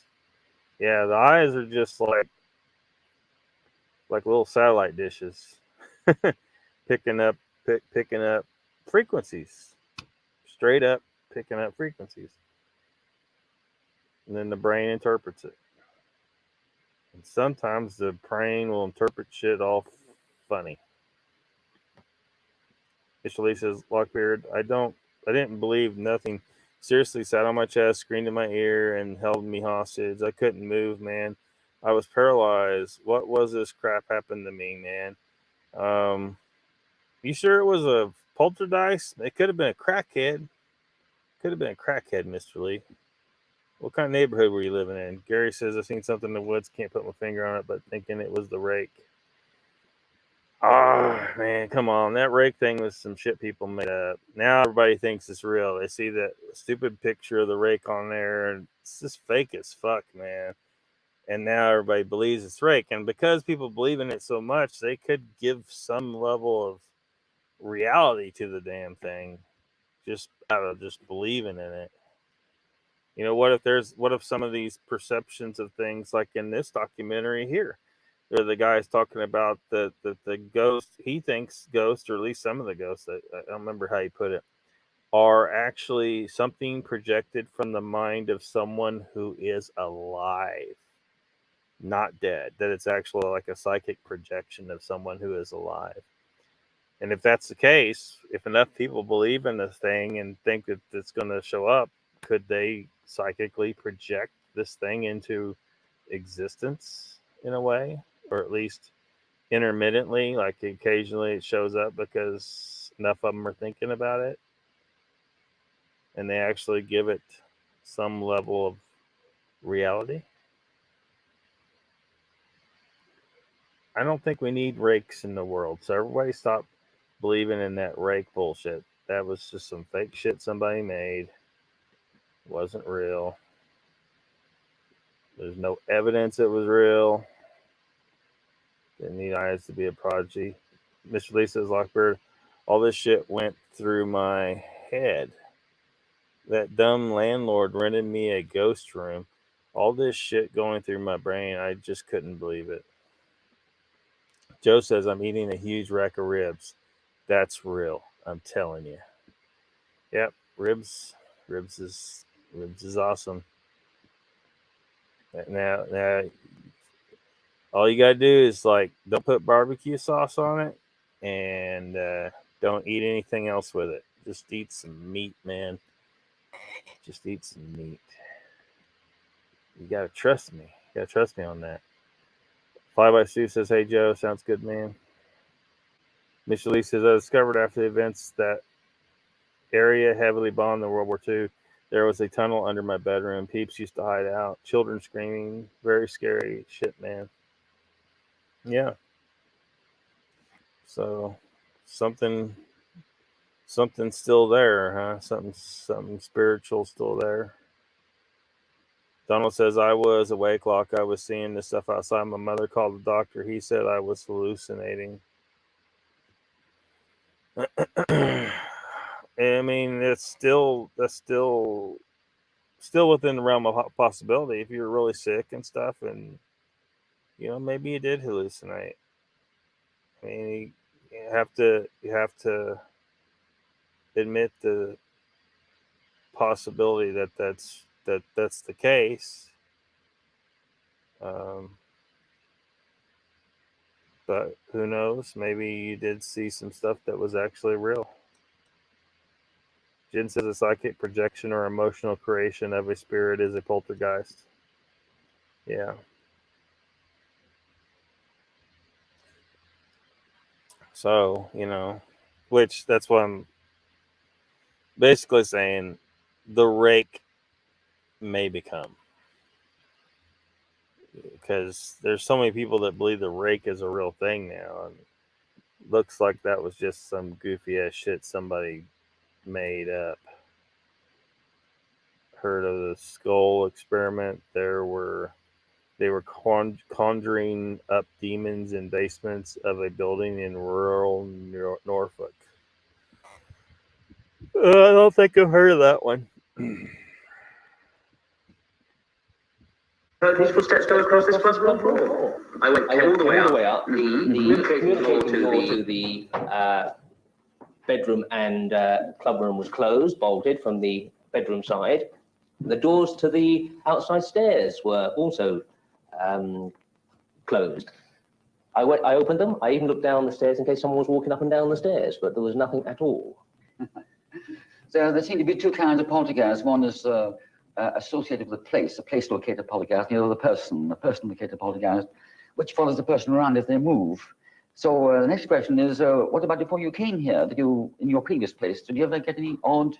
In our previous place, in our own home, my wife may be able to tell you something about this. Yes, could you? We had a bedroom. Well, we've still got the house, actually. Well, actually, you know more about it than I do, because somebody died, one of your relations died in that room, but I didn't know this. I didn't know it at all. And I never liked that bedroom. I couldn't stand it. And my young daughter didn't like it either. She didn't like being alone in the house, and she was 12 years old. I mean, she was no baby. The theory, Mr. Herbert, that ghosts go with people rather than... It's a person located poltergeist. Due to her own unconscious powers of affecting matter around her, making noise or movements. You had a movement, didn't you? Something moved off the bath or something. Yes. This was a funny incident. We were, I was putting up some mirror tiles in the bathroom, 6 of them, and one continued to fall down, kept falling down, and never smashing, just falling down.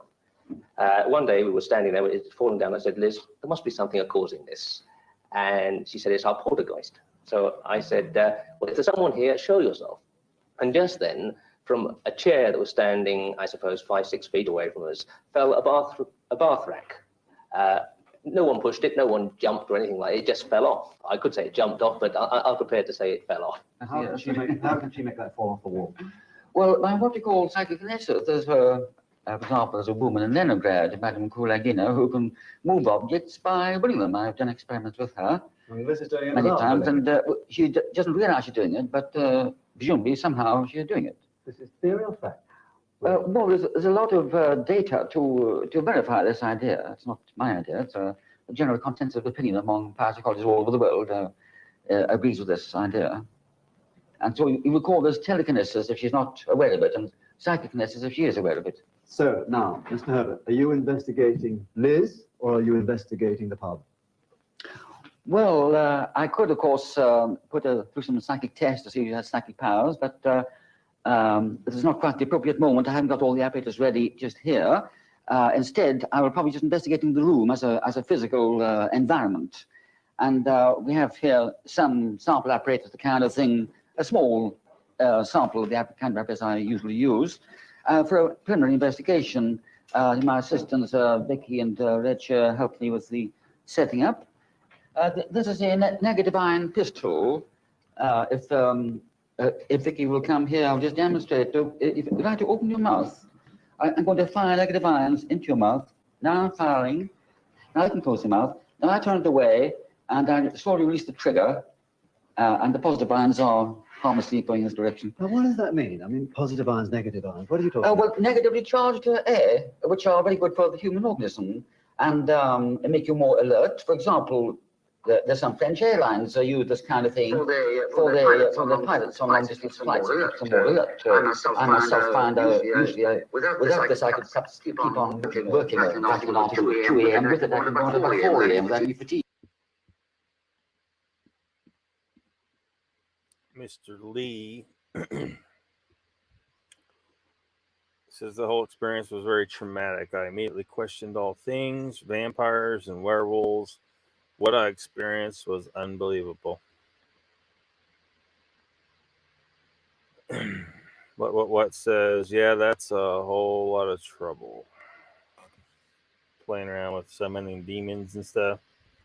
Because, yeah, I mean, you're talking about potentially some entities that exist in the frequencies beyond our normal perceptions,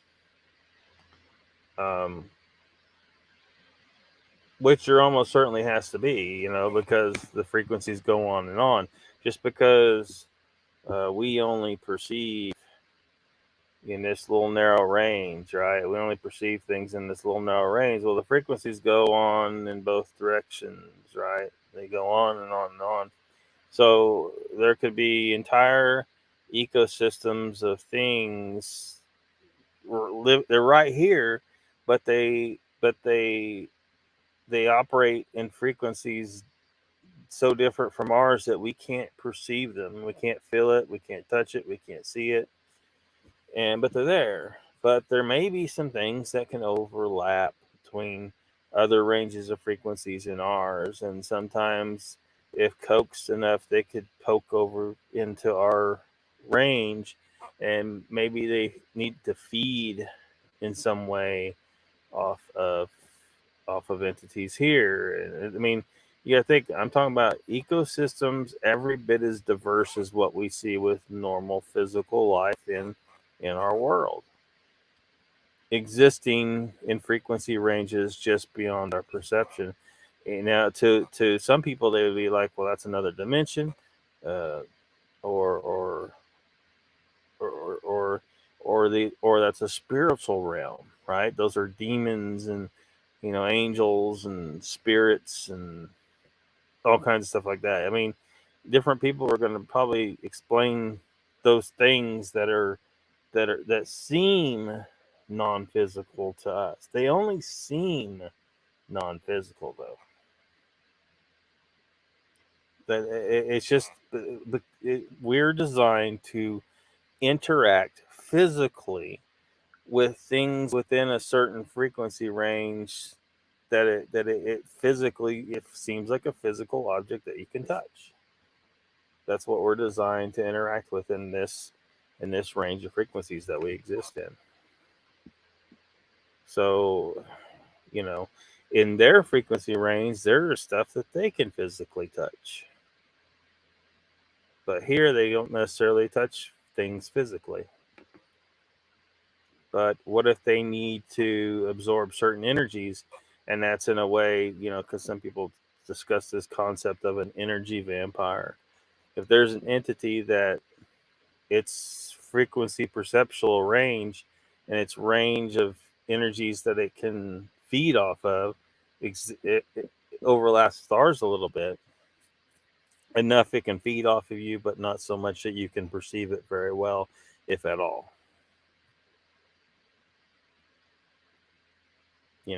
Feeding off energy, right?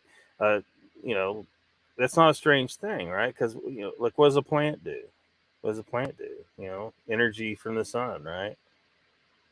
You can't really touch it. Now you can feel the heat. You can see it.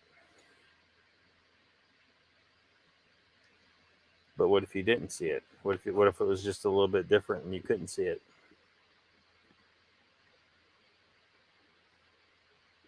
Tired and headache. Chessword says, Mr. Lee, sit in a foxhole and watch your friends disappear. That's traumatic. Fly by Sue says, really good to hear, Sandra. Donald says, Mr. Lee, I felt the same way. I was frustrated that no one else could see what I was seeing. Yeah.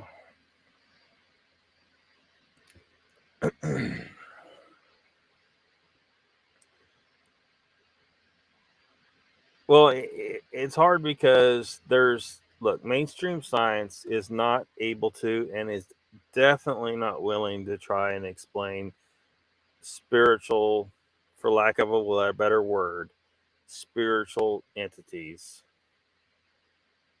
at all. They want to just flat deny they exist. So what this means is your typical people that are non-religious are going to completely shut down when you start talking about ghosts and stuff. They're not going to listen. And of course, the fact that if you're talking about explaining them from a scientific perspective, now all the religious people are going to be pissed off because you just took all the magic out of their belief system and said, well, actually, this is all just scientifically explainable if you're willing to learn how so.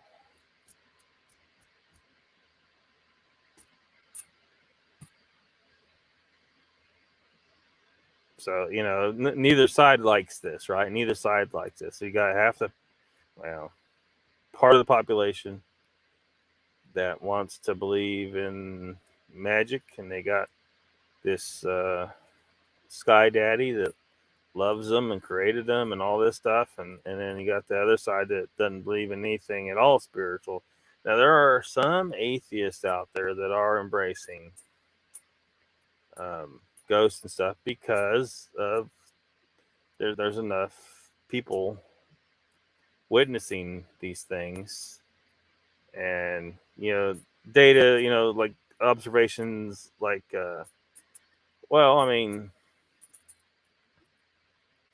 I showed you that one short piece of video where an object came off the shelf. There's no reason why it should have come off that shelf, but it did. And then, of course, the picture with what appeared to be like a Hat Man-like figure behind her in that store.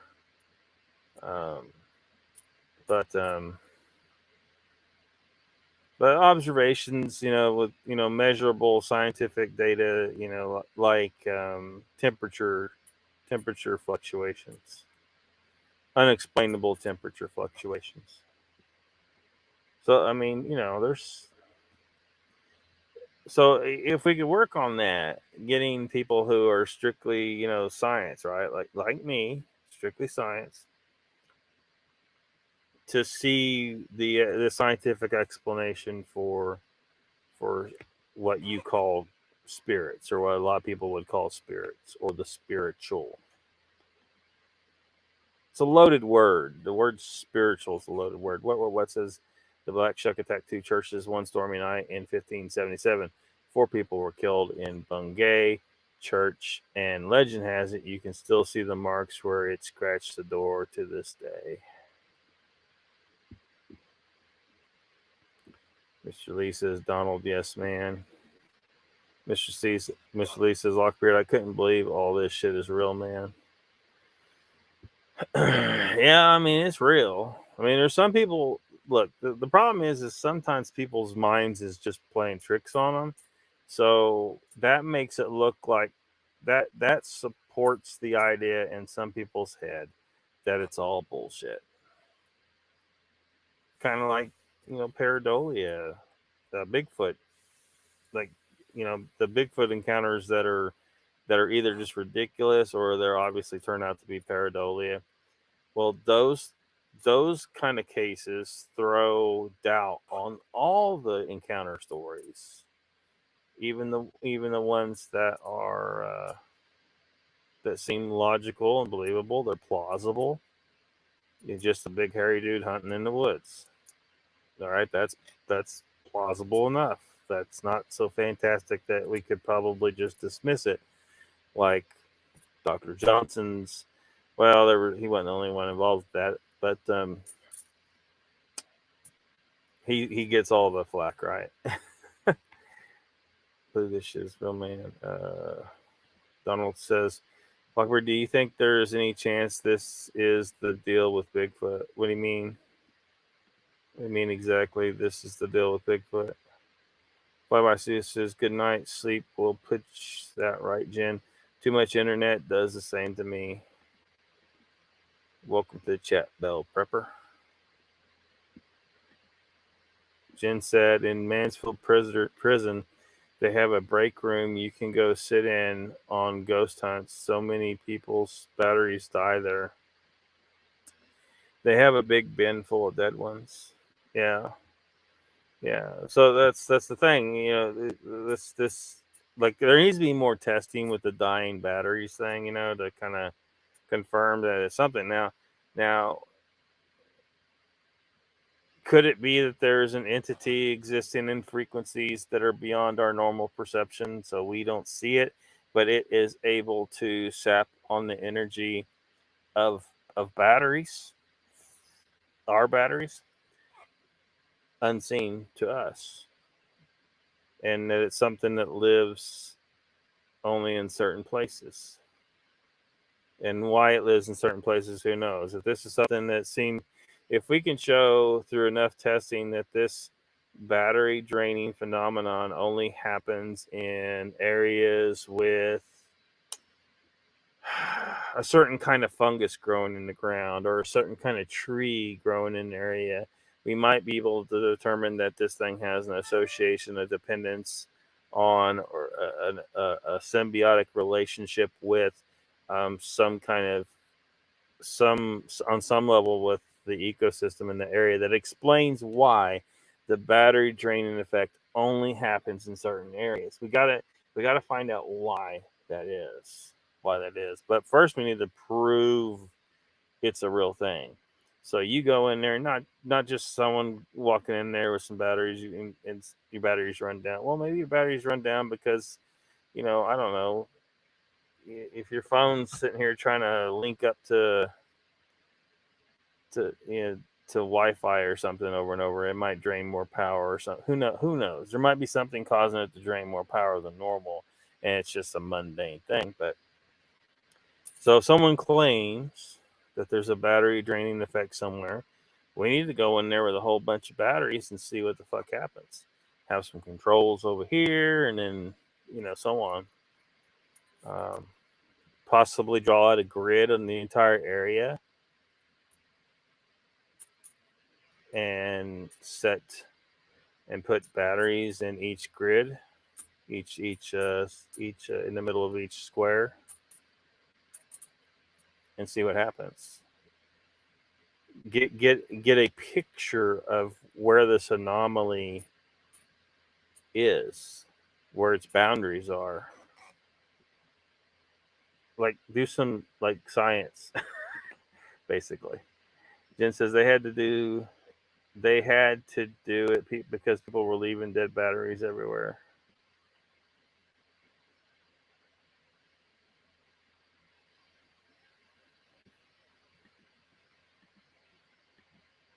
Yeah, I mean, that'd be something I wish I could have time and the money to go investigate something like that and actually try to do some actual proper experiments there to prove to prove that the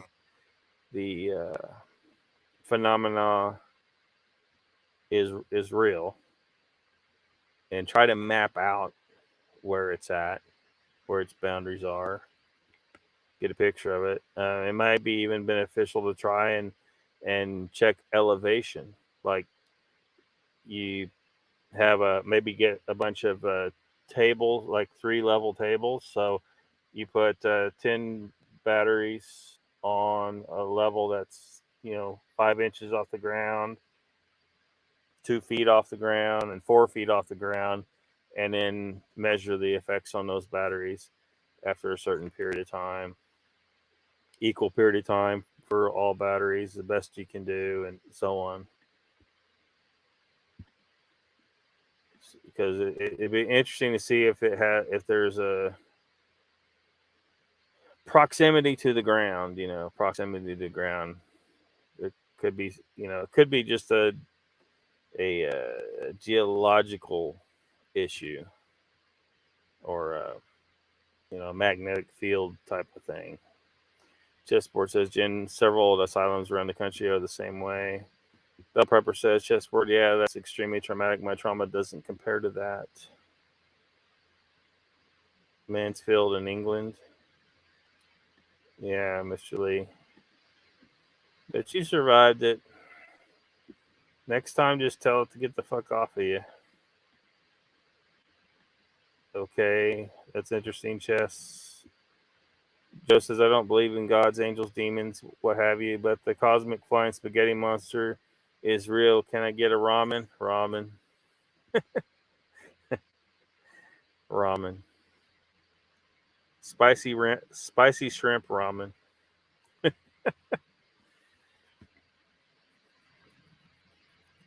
Yeah. Jen says, Stu, it's a sinus issue, weather change, I'll be okay. Mr. Lee says, Joe, you must not eat ramen. To that, Mr. Lee, I say either you're just being a keto advocate right now, and you full well know what Joe was talking about, or you might not know what Joe's talking about. Does Mr. Lee not worship at the altar of the flying spaghetti monster? I guess not. Donald says there's an asylum out by Joe in Western New York. They say it has spirits. Bell says, Mr. Lee, we all have things that happen to us we wish hadn't. Learn from it and make the best of it. You can, and help others if possible. Jen says, LL, Joe, my cousin, was into the flying spaghetti monster. Donald says, Joe, if you didn't see Rasta, would you say Bigfoot are not real? Mr. Lee says, I would scoff at Pizza 4. Are they crazy? Not after that. I was lucky to have friends that believe me, man. Donald says, Bigfoot going in and out of this frequency, Lockbeard. Oh, well, I mean, I don't know for sure. I think more than likely they're just big, hairy people that are really good at hiding. That's, I don't think there's any kind of weirdness going on. I don't see any evidence of weirdness going on. If someone sees them disappearing, it's possible that the only real weirdness going on is that they didn't see a living Bigfoot. They saw the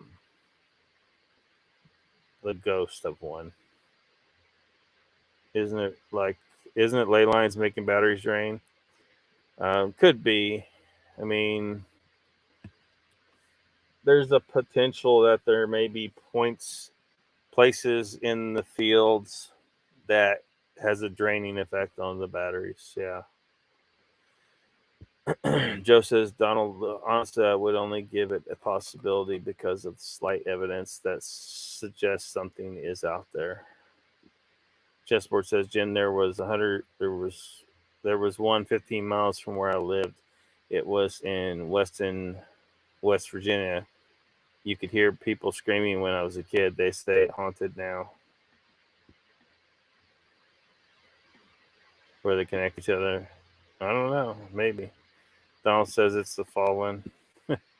Jen says, I'd say yes, that it seems they do pull energy in that way. In some experiences, I've had it made me very tired, but they could be because the adrenaline wears off. Yeah. Stu said, well, I think some people, I think in cases where,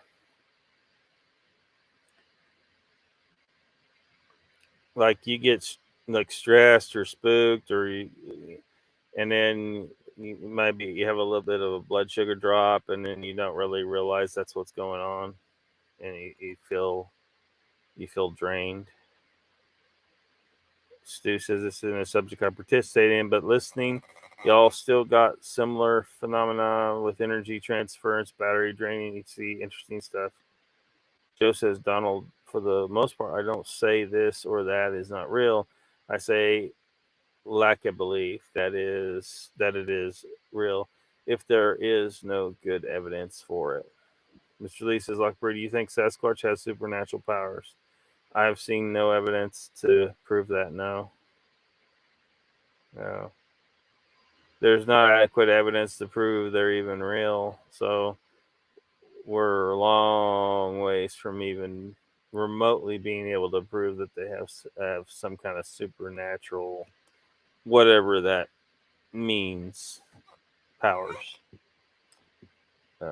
Jen says, initially we can't even prove. We can't even prove. What was somebody saying about Sasquatch today?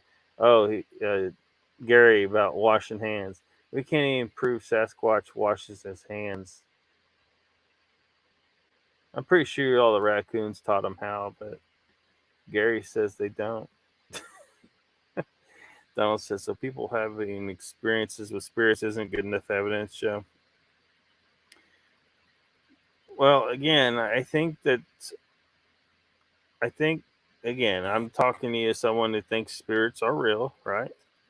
But I think that claims of spirits is a harder pill to swallow than claims of a big, hairy race of people in the woods. If that makes sense. It's a lot easier to believe there's a physical dude. He's just a really big dude out there, or a bunch of people out there. They're just really big. That's easier to believe than there's some spiritual entity that you can't see. That's less believable. Now, people who are religious, that's not going to seem less believable to them. But that's a whole nother issue. Confounding factors, what that is. What says, and those type of buildings are usually the setting for a horror movie, Jen. People are scared of those places. Yeah, the fear of that place may cause the experiences to occur.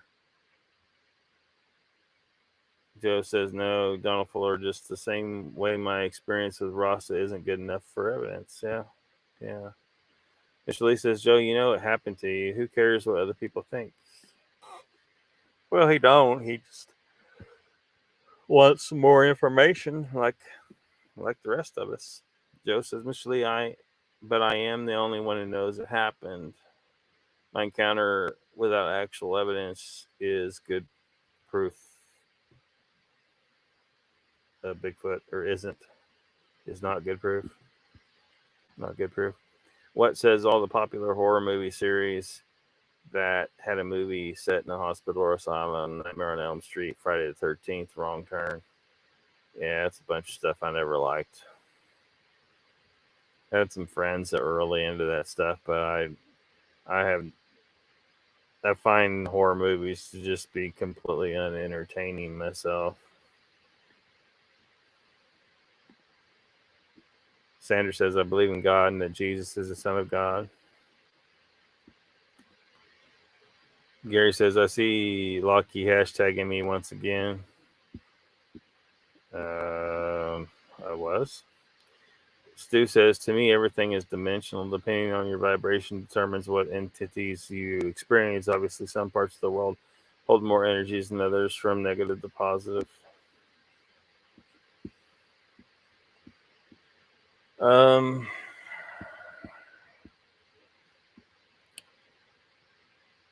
The Howling movie original, fantastic, says Mr. Lee.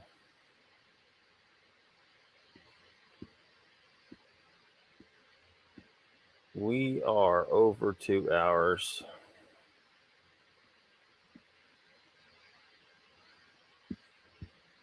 What is wrong with this thing? Hold on a second.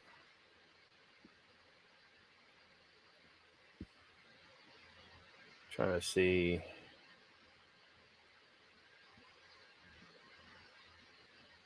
I'm having to reload this other tab over here.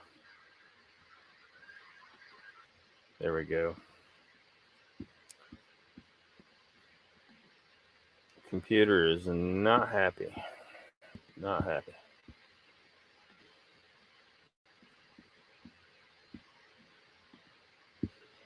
Mr. Lee says the Howling movie original, fantastic. Green Paul says to Joe, what surprises about you is your lack of curiosity. You say you saw something profound but doubt anyone else's experience. You think it's good enough for us to doubt you? No, just easy there. He doesn't typically doubt other people's experiences. That's his whole thing. He doesn't just automatically, now I doubt some. I mean, there's some doubt to be cast on all. Like, all people, there's a possibility that their minds are playing tricks on them, right? That's always a possibility. And so many people are too prideful to admit the possibility that their minds could have played tricks on them, that it could have been pareidolia, or they could have just gotten spooked and thought they saw the certain thing. Now, some cases where, like, I think Jay's and Joe's are these kinds of cases where they were close enough to these big, hairy people that it's hard to explain it away as pareidolia or their minds are playing tricks on them. It sounds like they actually could, and Joe was roared at. They actually saw these big, hairy people. But there's always a little bit of doubt. And other people cannot, so even though Joe knows he saw one, he was too close to it, he was roared at, he saw the deer that the thing was hunting, that he spooked up accidentally and pissed it off. He knows damn good and well, he always says this, is that his experience is not proof for anyone else, though. It's not. In order for something to be scientific proof, it has to be, repeatable, reliably repeatable scientific experimentation to show it's true. Well, you can't really do that with these experiences, right? It's just someone's account of what they saw, which are never, even in normal legal issues, it's never very reliable. It's not. People, their minds play tricks on them all the time. They don't remember things correctly. You cannot accounts of seeing Bigfoot are just not good enough to call evidence. They just aren't. Now, people can get all bent out of shape about that all they want, but that's just the reality. Now, that being said, I'm about 99% sure that these things are real. You know, I'm just saying that we need actual evidence like and the ability to figure out the techniques that are required and the technology that's required to repeatably and reliably observe the forest people so that we can get some actual scientific data. And we just don't got that. We don't have actual scientific data. Yeah, people claiming they got it. You don't. You don't. You can't actually have any confirmed scientific data until you can reliably and repeatably observe the creature doing the things that you claim is evidence. People come up with these structures and stuff like that and say this is evidence of Bigfoot and sounds. No one's seen any Bigfoot make any of these well, some people claim they have, but again, that gets back to an account. What we need is reliably being able to reliably and repeatedly observe Sasquatch making the sound. If we can't go back and observe them doing it, people saying they saw this and they heard this around that doesn't cut it. It just doesn't cut it. That's why people get mad because they say if you say this or do this or you don't treat these people with kid gloves, they're not going to want to tell their stories. I'm like, well, I don't give a fuck. I actually do not give a fuck because we got plenty of stories. Stories aren't evidence. I'm interested in actual evidence. And so some people are pissed off about that. They must be because their channel perhaps functions solely off of people telling stories and they need news stories all the time. And that's all they give a fuck about. They don't actually give a fuck about finding actual evidence for Bigfoot. And I don't have time for that bullshit. I don't have time to treat people with kid gloves all the time because I'm afraid they won't want to tell their story. I mean, I might for some people, blah, blah, blah. But at the end of the day, we got enough stories. Stories are just stories. I could sit here and make up stories for the next 10 years and just never tell you guys I'm fucking making it up.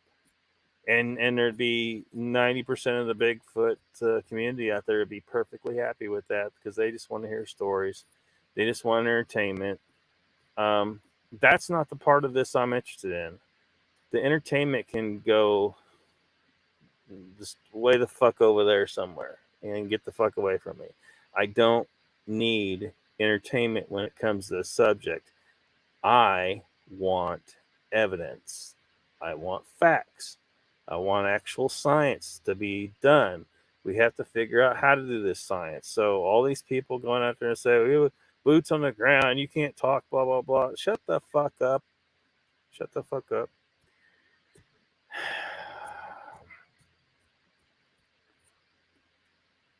I've wandered around in some goddamn woods in my time. And these people just want me out there wasting my goddamn time. That's what they want me to do. Because they don't like me sit here telling them, look, what you're doing isn't fucking cutting it. You're not doing anything.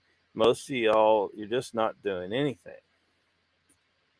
I mean, people still need to be out there and looking and try, and they might by chance get another encounter, but that's not going to prove anything. And most of these people aren't scientists, or they at least don't have enough of a scientific mind to understand what they're going to need to do to try and figure out how to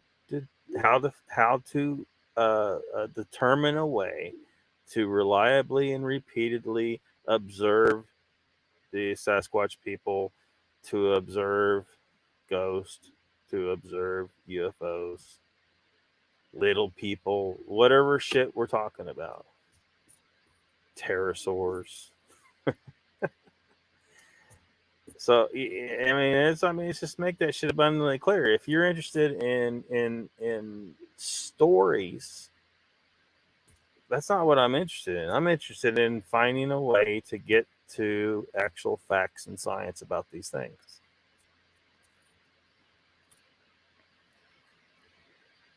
So, and this has been a problem. This has been a problem. People getting all mad because they're afraid that people like me are going to spook people from telling their stories. Well, so we have enough stories. More stories aren't going to change anything. I'm not really interested in most of them anyway. Most of them sound so ridiculous, they're not plausible. So, Halloween marsupials, was that the second or third film? What? Joe says, Sandra, and you can, but you also don't get angry when I say I need something more substantial to believe the same.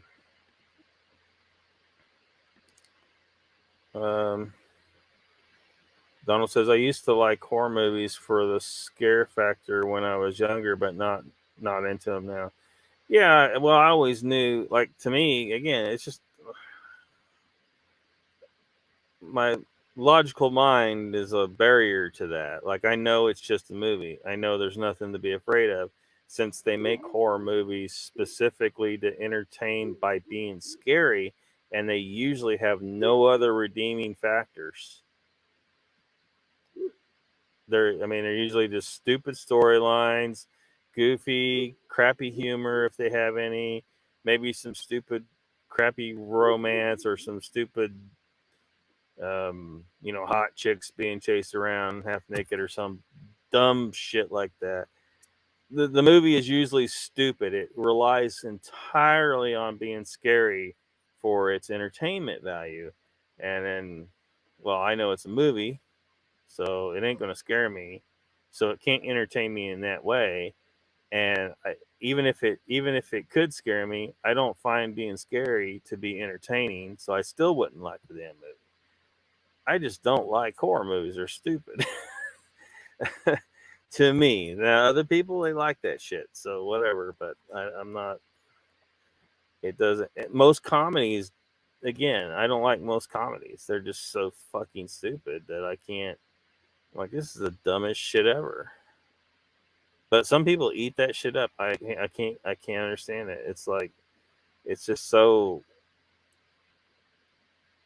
If it's more intellectual comedy, then we can talk usually. But most comedy is so goddamn stupid. I can't.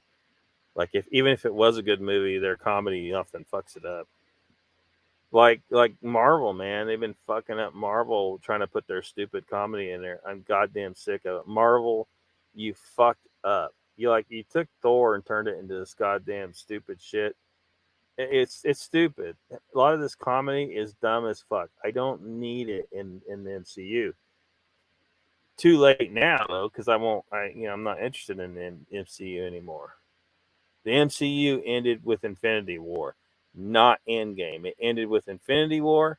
I decided Thanos was the good guy. He won. Story's over. Fuck off, MCU. Take your fucking Captain Marvel and all your other shit and fuck off with it. Joe says, why the fuck are you making all these assumptions about McGreen Pauls? Yeah, I don't know why. Like, he basically said the exact opposite of how you are.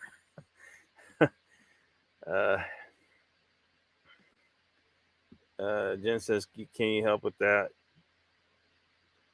Don't watch those movies. Some of the British horrors are good. Says what? Green Paul says, Lockbeard, really, he was close enough? Well, I don't know I'm not sure what you're asking. Yeah, he was he was very close to the Sasquatch. Donald, or I'm sorry, what says dog soldiers and how? Donald says, yeah, chessboard. I tried getting them off the Ouija board. They gave me the wrong ones. Man, I fell way behind in chat.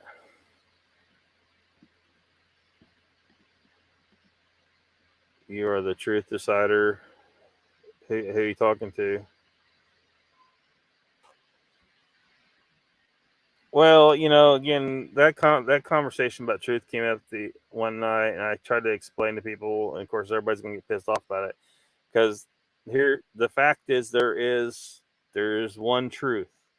Like, there's people out there that they don't like the fact that basically they believe something that is not the truth, and so they want to hijack the word truth to try and give credibility to their bullshit.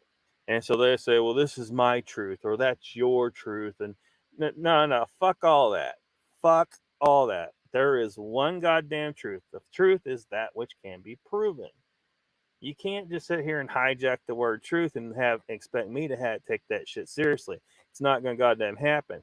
You're trying to pull some fucking bullshit tricks with words, and I'm not having it. The truth is, there's just one goddamn truth. It's that which can be proven. Your bullshit can't be proven, no matter how much you try to say, well, this is my truth. No, there is no your truth, my truth, blah, blah. There's one goddamn truth. And you have all these people out here trying to fucking muddy the water with this shit, and I'm goddamn sick of it. I want facts. I want science. I don't want people's bullshit. And there's too many people out there trying to bullshit me. You got your Jessica Jones over here, for example. It just come to mind because I'm looking at the object right now that's been labeled LOCKBEARD 2. Jessica Jones cannot remote view shit. If she wants to prove differently, remote view that object. But she won't. She will not remote view anything that can be fact checked. She won't. I mean, you guys can't fact check it because I could just sit here and fucking lie. But I would know. If she could remote view that object, I would know. So that would at least be one person. That'd be one less person. And I'm going to keep harping on her ass for a long time. This for whatever reason, because she's part of that whole Tex crew over there, and their bullshit. Fucking goddamn Texas front porch bullshit over there. And dude saw some wolves and thinks he saw Dogman, I think. I don't know. I don't know what he saw exactly, but Dogman is such a ridiculous claim and has zero goddamn evidence. I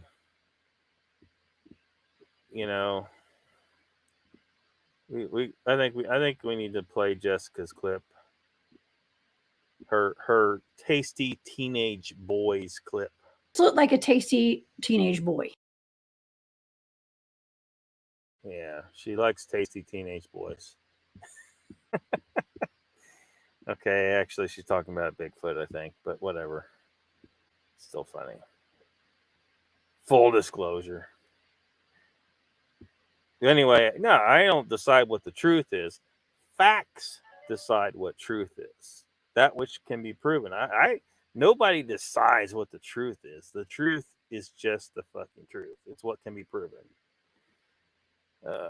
His original night, I can't remember. Dog Soldiers. Sanders says, Joe, I've never said anything in anger to you. I know you don't believe that is fine. No, he wasn't responding to you like about anything like that. He wasn't angry at you, or I don't think. I didn't see it if there was any kind of. Donald says, I still play the numbers though. Just send money to me. Lockbeard is serving us word salad tonight. Tastes like. Whatever, dude. Whatever. Joe says, Sandra Piper, that's my point, dear. Stu says, good film, The Dog Soldiers, Scottish Highlands.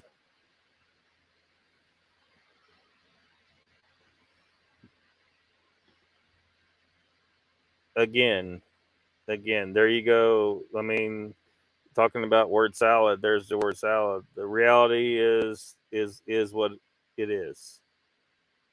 There isn't my reality, your reality, their reality. There's one goddamn reality. And some people want to twist what it actually is to what they believe.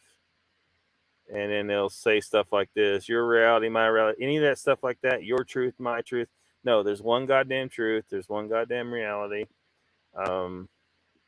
So again, I mean, this channel is not going to entertain that bullshit. It's just not going to happen here. Little birdie told me the BDRP fucks D2D DOS is going to try and get back into Bigfoot.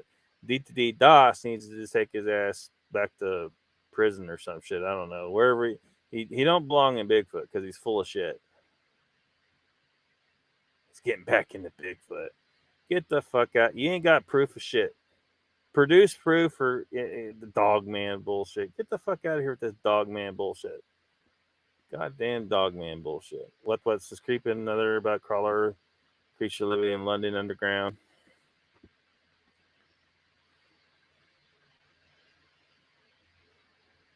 Create comedy. This is everyone. You talking about Joe or me? Yeah, if you're getting upset about people being logical and reasonable, then the problem would be you, not them, right? Like if you can't admit the possibility that you were mistaken, or a lot of times this is a red flag, because someone who's just straight up lying will come back like this on people that are skeptical about what they're saying. So if you don't want to look like you're potentially lying, you may not want to come back at people like this. This is a red flag. It could be that you actually saw something, but you were mistaken about its exact nature. It could be that you saw nothing and you were just straight up mistaken that you think you saw something. And that you're being as honest as you think you're being honest. You think you saw what you said you saw, but you could also be lying. And the liars will come at people and attack them like this. Well, I'm sorry, Green Paws, but here, just because someone says they saw something doesn't mean it's automatically a fucking fact. That's just reality. That's reality. I don't make reality. Reality is what reality is. Your experience is not proof of anything. And if your experience is a pretty ridiculous claim, if it is not plausible, if it doesn't correlate with what we know of the world that we can prove, like Bigfoot's, if your story is about a flesh and blood Bigfoot, well, there are billions upon billions of flesh and blood people and animals on this planet. We're very familiar with flesh and blood things. So that would be a far more plausible story than a magical Bigfoot. The portal jumping, cloaking like the Predator, talking to you telepathically. If telepathy is real, again, this is another challenge I got for people. Tell me something telepathically. Communicate with me telepathically. The challenge has been out there for a while, and it just hasn't goddamn happened. I'm not hearing any voices in my head. And what they're going to say is, oh, well, you're not open to it. Fuck off then. They can fuck off with that shit. Fuck off with that shit. Don't come at me with that bullshit. Every time you catch them, it's just like when Matthew Johnson was being challenged, like you said, well, it was Carrie. It was actually Carrie. Carrie was interviewing Matthew Johnson, and he said he was asking about coming out there to witness this portal. And then Matthew Johnson immediately started going into, well, if your mind's close to it, you're not going to see stuff. Again, just started spreading on the bullshit. Just already concocting the bullshit excuse for why, if Carrie went out there, he wasn't going to see any goddamn portal, because Matthew Johnson was full of shit. And his co-conspirators to create this fraud. Got to try and catch up with the chat here. Yeah, I'm starting to wonder, Joe. Green Paws isn't hardly ever here, and I'm getting this close to fed up. This is not cool. Sander says, Joe, why single me out? I don't know. Is he singling you out somehow? It's released as evidence. Joe says, I was simply responding. Sandra, everyone is so sensitive tonight. Good night, all. Yeah, sorry, Joe. Green Paul says, Troll, you just dismiss. You saw what you saw, but everyone else, they're deluded. Step up. Don't be lazy. Show your proof. What in the fuck is going on with you, Green Paws?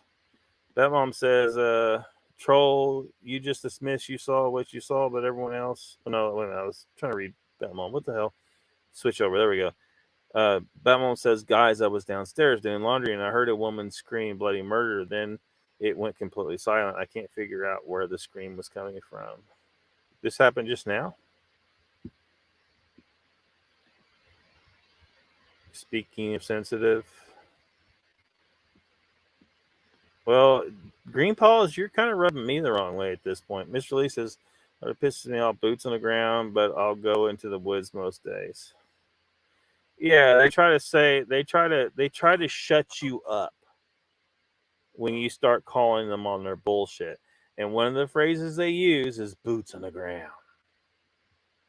What are you doing? Are you going out and having a glorified camping trip and then claiming that owls hooting is Sasquatch mimicking an owl? Complete bullshit. But just for an example. I'm starting to think, Ruthless, maybe. Don't get angry because of the difference in beliefs. Well, we could have us a big holy war up in here. Stu says, keep away from them Saw films, nasty nastards. Don says, I'm not sensitive, Joe. I was just curious how you felt before your experience. Well, he caught some of it earlier, Mr. Lee. Anticole. It was twice. I can't figure out what apartment it was. So there is something going on right now in your apartment building? Mr. Lee says, call the cops. Crazy scary. Donald says, did you call the police, Batmom? Shit, Batmom says, I called the police. If I called the police, all I can say is I heard screaming. They would come out, nor can they do anything, but it scared me because I made my son go grab my gun. Well, hey, you're armed, so, you'll be all right. Ruthless says Marvel has destroyed itself. Hell yeah. Mrs. Red's comment. I misread his comment. Now I feel bad. Yeah, I think there was some confusion between you and Joe, but Joe's got a different, like, Green Paws is over here, like, kind of attacking Joe, and I don't know what the fuck that's all about. Ruthless says, turned Hulk into a joke. Come up with the idiocy, She-Hulk. Oh my gosh, I'm not gonna watch She-Hulk. Like, I'm not gonna watch their shit anymore. But what I have watched is clips and spoiler reviews and stuff like that. And the clips are enough, really. You see some of the bullshit in these clips. It's so goddamn ridiculous. It's just, and they're trying to say, well, it's supposed to be a comedy. Well, okay. Well, it's stupid. It's a stupid comedy if it's a comedy.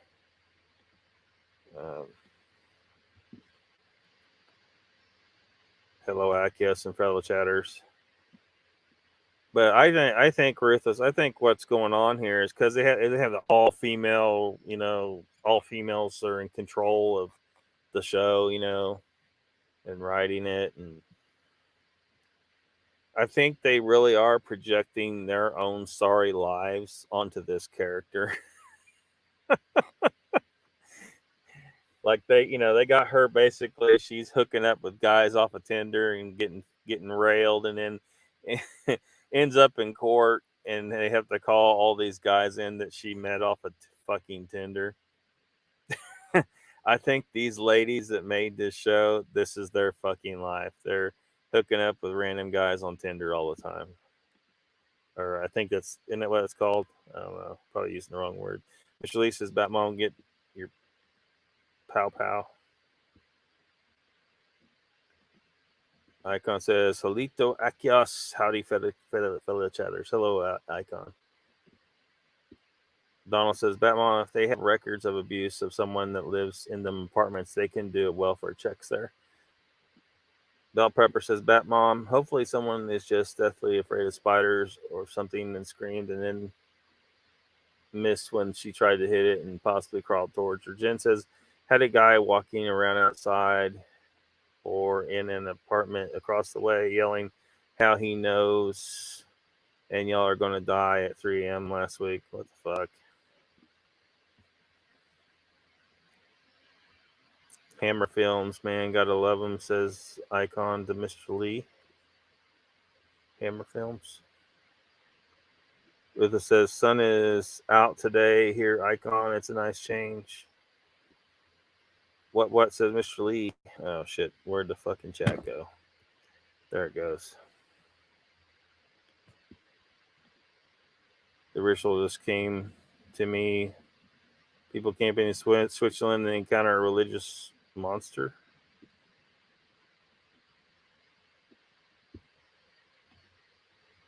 Hammer House of Horror. Chessport says, Sander, never apologize for your beliefs.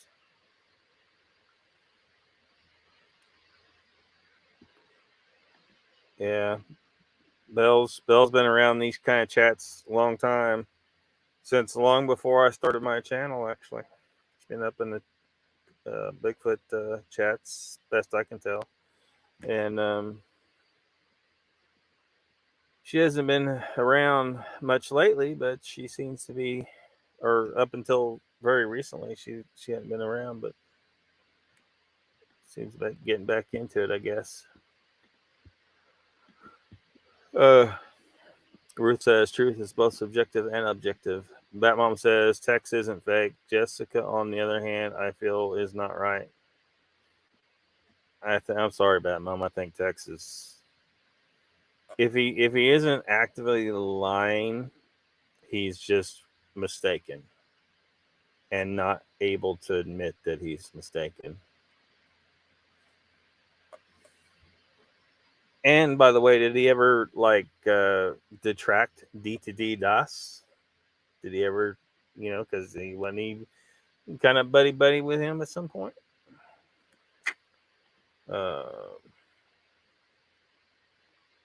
Jen says, Icon, I finally got that mail out to you Thursday. Be on the lookout. Facts are absolute, says Ruthless. What says that mom? Tex had the missing time in Brown Springs, right? Son of a bitch.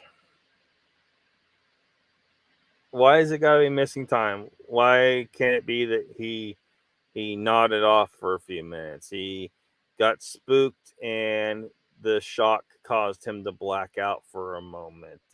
Something. I don't know. I'm not sure if he's just a confused old man who was confused when he supposedly saw Dogman. He didn't see any goddamn Dogman. He was mistaken, or he's making this shit up. I don't know for sure which. But what I do know is he's afraid to face scrutiny. That's why he's blocked everyone out. Mr. Lee and Donald, myself, he can't handle scrutiny because his story falls apart, and his channel relies on that goddamn Dogman story.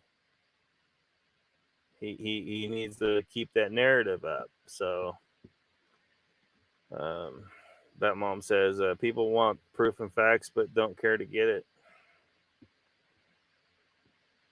Icon says, Jen, yes, ma'am, I'll be looking. Bell Prepper says, Ruthless, I took a long break, but I don't think we have met. Lurk a lot. It's nice to meet you, though. Ruthless says, this is or isn't, period. There is or isn't, period. Truth is easily skewed. What says, Jessica's remote viewed his missing time, and apparently he was abducted. No. She didn't remote view shit. She did not remote view shit. She claims to remote view stuff, things that none of us can prove, or we can't fact check it, right?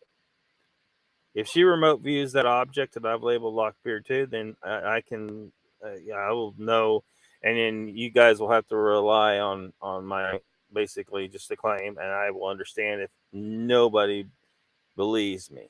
If I tell you, say, look, Jessica remote viewed and told me exactly what the object was and described it and everything. I'm actually giving a whole lot of information by just saying it's an object. So making it less fantastic if she does, but she only remote views things that nobody can check on. Nobody can check on. It's part of her game. It's part of her scam. She's a scammer, and I challenge her continuously to remote view something that can actually be checked on. But she won't. She won't. She's like, oh, I don't remote view for individuals. It takes too much out of me. Well, let me tell you what, you crazy lying sack of shit. I'm just asking you to remote view an object that has no emotional anything attached to it. You are sitting there remote viewing all this shit that has strong emotions attached to it, like the Bigfoot who was murdered and saw its offspring murdered, and you remote viewed and psychically communicated with it in the past, and that's okay. You're willing to do that? No, because you made that shit up. You researched the thing, and then you told everybody on your show what you thought they wanted to hear. And that's it. You spun a story and you goddamn lied. I'm calling her out. She's a goddamn liar.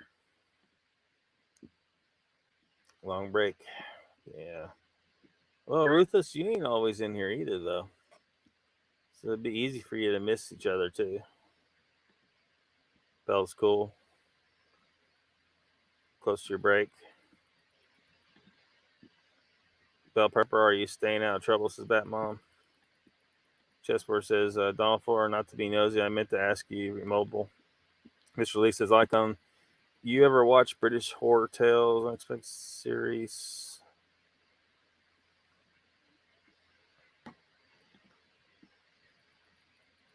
What'd I say? I don't know. I'm way behind in the chat. Friend's father was floor manager. Tales. Stu says, at the end of the day, there's nothing new under the sun. Just because we've been led up garden path doesn't change reality. It's how you perceive it. Anglia. Pears and grapes. Apples coming next. Icon says, glad to hear things are good.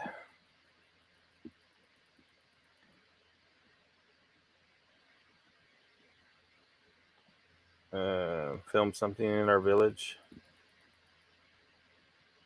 One frightening. Icon says, Mr. Lee, I've seen the series mentioned, but haven't seen it listed in a long time. That was something you'd find on the PBS catalogs back in the day. Bell says, good to hear. Batmom says, Lockie, grab my gun so I could figure out what apartment so I can go save her. Gun wasn't because I didn't want to be killed. Awesome. Can't really say.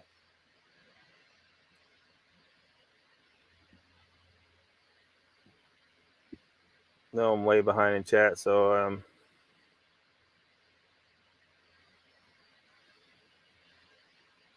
that mom says, what, I think you're full of crap.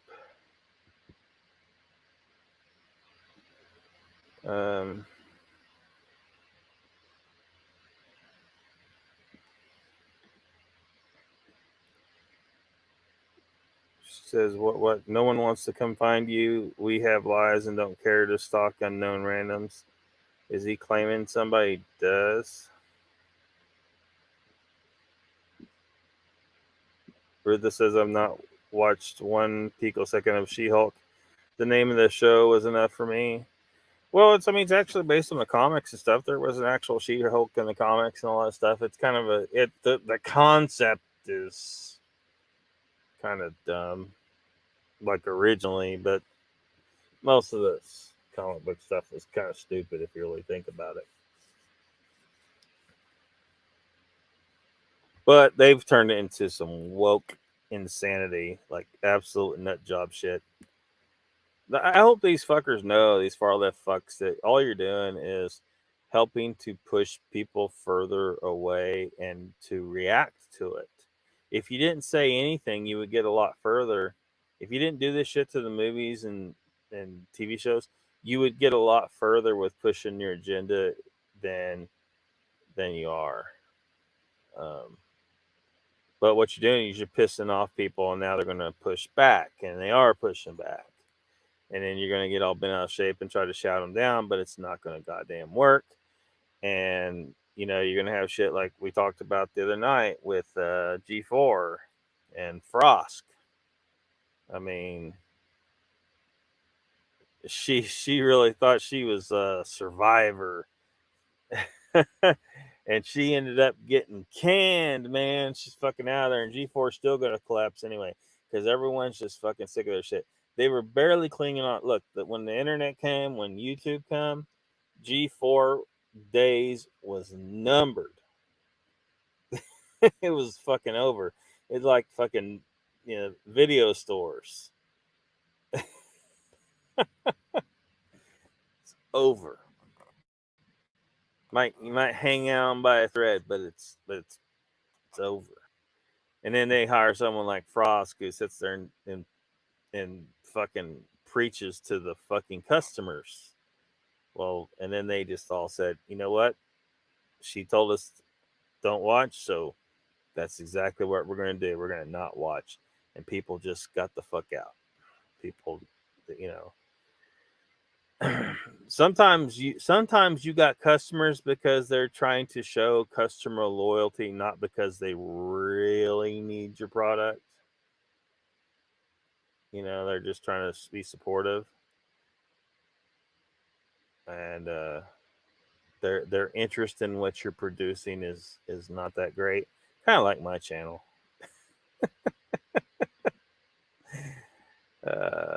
Sanders says I talked to Joe. Thinks good. Starting on the crop.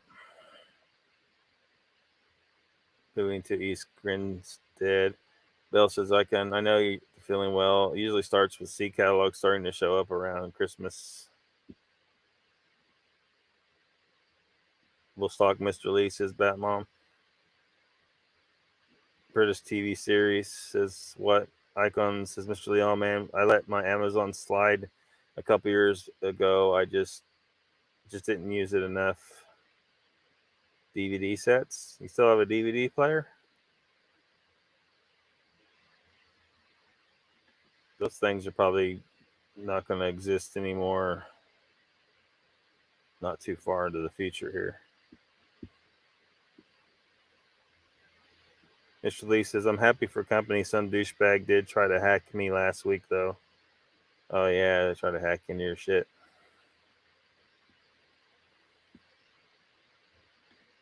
That mom says, Locky, yes, Tex did. He did what? That mom says, Donald, you and Locky can be dicks, though. You can't deny that. I think we both truly hope so. But yeah, I'm not buying it with Tex. Not buying it. If he's legit, tell him to stop blocking people. That's a red flag. He's full of shit. You block people when you can't stand up to scrutiny. If you're legit, then you need to be willing to stand up to scrutiny instead of cowardly blocking people. It's cowardly. It is cowardly if you can't face the criticism of your bullshit story. Tex. And the fact that he's associating with a dude who believes the earth is 6,000 the fuck years old and a lady who is lying to us about remote viewing. The birds of a feather flock together. So it makes me lean towards Tex isn't just mistaken. He's full of shit. Full of shit. All this shit adds up to Tex is full of shit. I'm sorry. Tell him to stop acting like he's someone who's full of shit, and maybe I won't say he's full of shit. Sorry. No, I'm not sorry. Fuck that.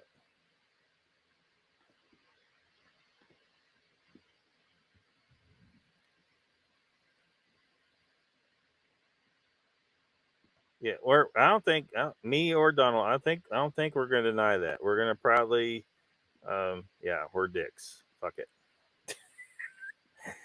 Here's a missing time with Tex. So he claims. He's made a lot of ridiculous claims. He can't back any of this shit up, and he's associating with people that believe ridiculous bullshit or are fucking lying to us. So this just adds to the whole thing. Like I just said, he's mistaken. He's either just a very confused old man, or he is lying. Well, that apparently. Yep. Mr. Lee, look, this is what Jessica Jones says. She remote viewed that bullshit, supposedly, but she can't remote view shit. She can't remote view this, that's for sure. She's probably going to say, I don't do personal remote views.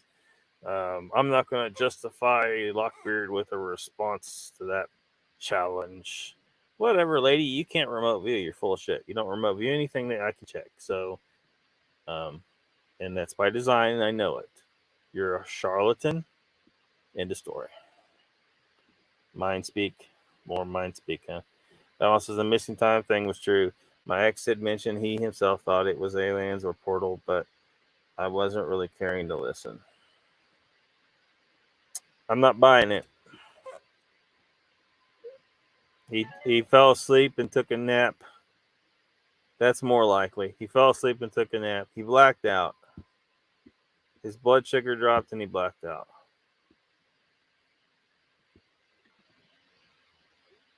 Stu, so I watched one. I mean, again, there's another associate right there. There's another associate. Like, he associates with people that are full of shit. So, birds of a feather flock together. Stu says, I watched one with Jess remote viewing moon landings. Was strange how she couldn't go against MS narrative. It was not being truthful, not watch sense. Yeah, she will not remote view anything that you can fact check. She won't. And she'll this is how she gets away with, she makes it sound legit, because she's like, it takes a lot out of you, blah blah blah blah blah. Oh yeah, but you're willing to do it for a show. You're willing to remote view into incidents that carry heavy emotional toll. Yeah, you're full of shit, Jessica. You're full of shit.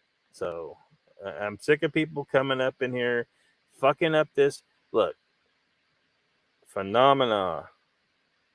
This is something that will only be proven with people who are not bullshitting you, who are only interested in facts and who are willing to call out the bullshitters. Now, I might not be able to ever find any goddamn facts. I don't know. But when I see bullshitters concerning this kind of stuff right now, I'm going to call it out. Because those people are muddying the water.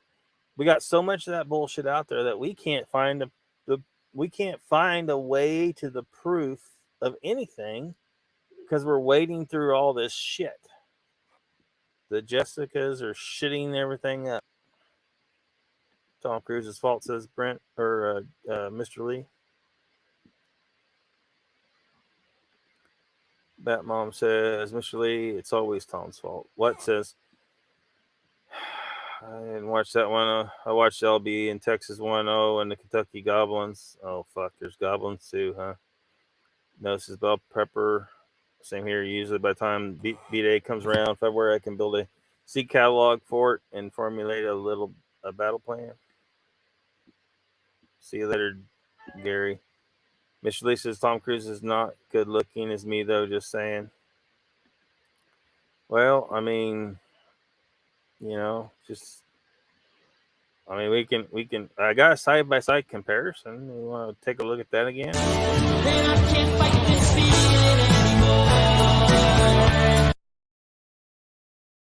That was an actual side by side comparison of Mr. Lee and Tom Cruise. Yep. Looked like a tasty teenage boy. Liar. How do you know teenage boys are tasty? But you won't answer that. Bell Prepper says, that moment I remember both were there. Don't remember all the story. Been a while. Donald says you would think it would kill her to remote view them accounts if remote viewing an object is going to take so much out of her. Well, as far as I know, she hasn't responded to this specifically, but I've seen in the past where she says she doesn't remote view, for people's personal. I can't remember how she worded it, but if you ask her to remote view something, she's not going to do it, basically. But she's happy to do these kind of things, these high emotional toll situations, like that Bigfoot encounter, that claimed Bigfoot. And she even did. She researched it. She even says on there she's researched the whole thing before she remote viewed it. So she gets an idea of what she needs to say, and then she claims a remote view, and then maybe she puts some tweaks on it here and there, like Tex being abducted, supposedly being abducted. She was able to put that tweak in there because he's sitting there. I have missing time. I don't know what happened. Can you tell me what happened? So she had free reign to say whatever she wanted. She probably knew damn good and well. I think he's lying. I think he's full shit. He's surrounding himself with bullshit. He's got fucking 6,000-year-old Earth guy over here who's all up in this mud fossil bullshit. I mean, he's so deep in bullshit and trying to act like he's intelligent. Fuck that guy. He seems nice. Look, texting him seemed nice, but remember, I've said this before. A lot of times liars and bullshitters will just be really, really nice and kill you with kindness so you won't challenge them. Like you feel bad about challenging them. Like challenging Beast TV over there, who are harboring a thief of audio and helped her lie about it on their channel. Beast TV, Bigfoot evidence analyst, whatever the ST team, whatever it is, their acronym, evidence analysts. Well, they probably know damn good and well. If they have any investigative ability at all, they know damn good and well she knowingly stole that audio and tried to claim it was hers, and then she got caught. And then had to go on their channel and try to explain how, I got my files mixed up. No, you didn't get your goddamn files mixed up. You're lying. And Beast TV helped you lie about it. On one of their channels. And we covered that before. Well, guys need to stop chatting so much. She just went off on one. She-Hulk, so rubbish. Stay where you lived. I don't know why he said that. Well, no one should really give away their position, though. Quite excited. Heirloom varieties.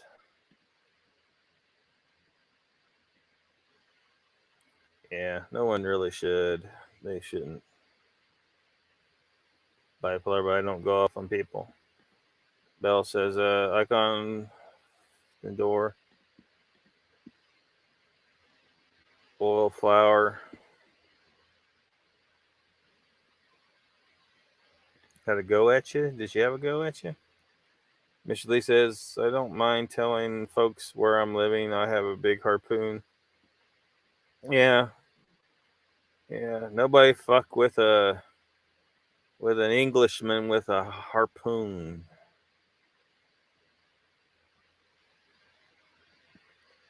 Or are you British? Are you British? Mr. Lee, are you British? Donald says, chessboard, do you mean can I walk? Yes, but if I go shopping, I have to use a walker to get around right now. I'm doing PT to try and get my strength back.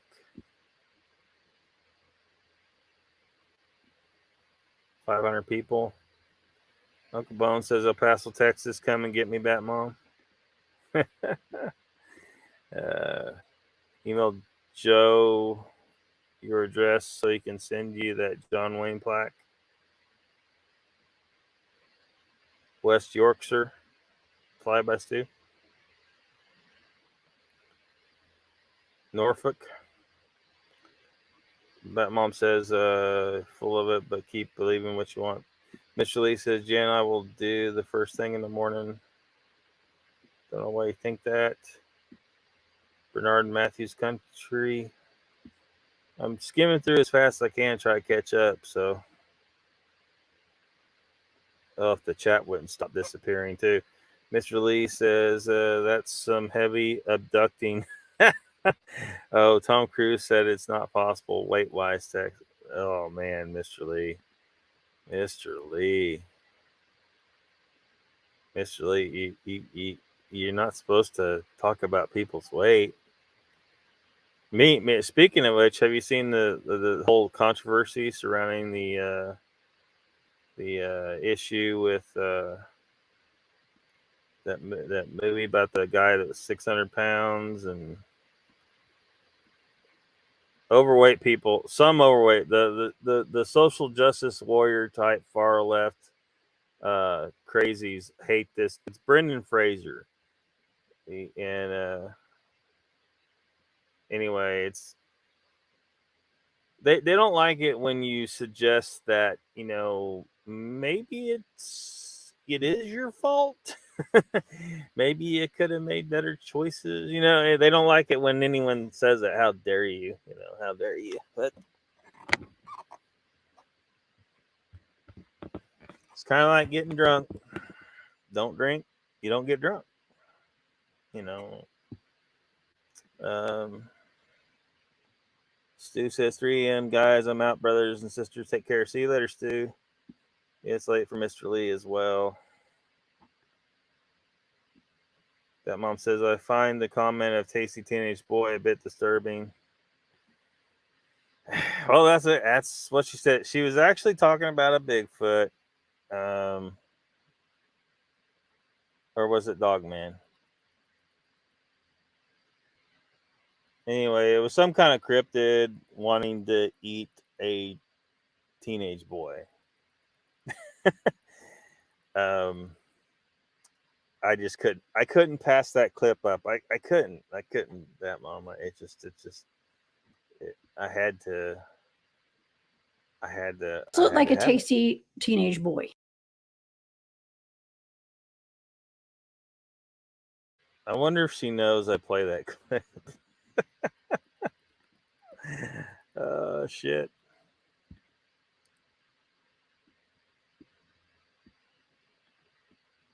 Mr. Lee says, Lockbeard, I have an object in my hand. Guess. Is it your cock? Mr. Lee, you shouldn't be jacking off while you're on the stream, man. It's a key. Give me an idea. CBD infused heritage wheat bread.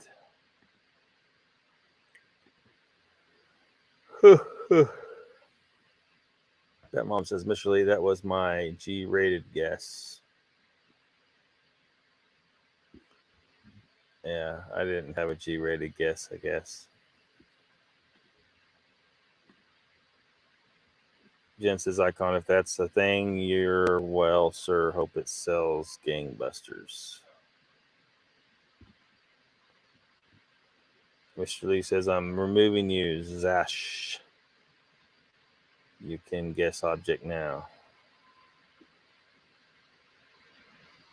Zaza? What? I don't know what you're talking about, Mr. Lee. Remoting you, not removing you. Zahahaha, what object I have in my hand? Your remote control?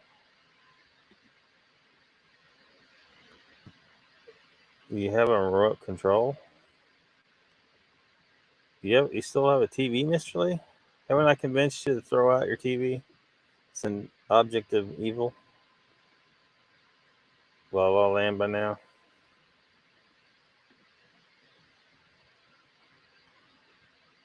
Brilliant. Should sell good. Your iPad? Some people around here pronounce the word beautiful.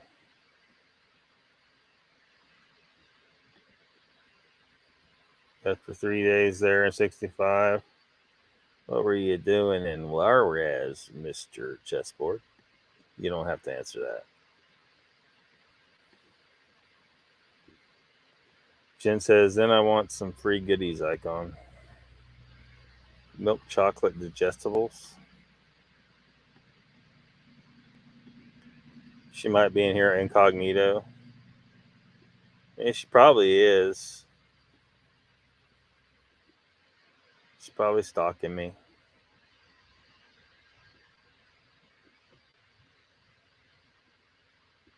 She's torn. She's torn between being pissed at me for challenging her remote viewing abilities and playing her tasty teenage boy clip. She's torn between being mad at me for all that shit and being uncontrollably attracted to me. Cheese sandwich. Mr. Lee's got a cheese sandwich. Jen says, Mr. Lee, is it a bottle of somewhat? Uncle Bones writes, chessboard, holy shit, 65, 10 cents was a lot then.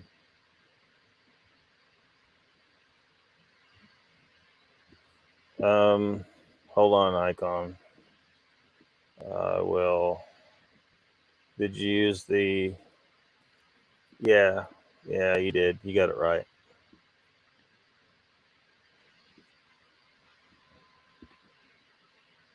Trying to click on it, but it's not. Computers working hard.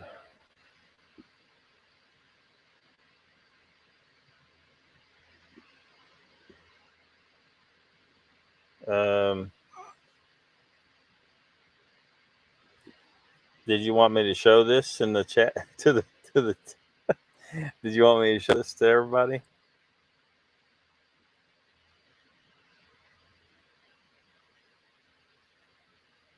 And for you, the beginnings of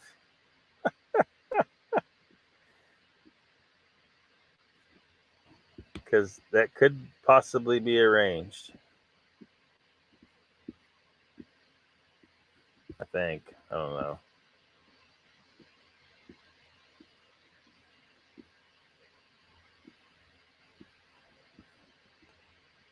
Let's try and get it to. There we go. Yep.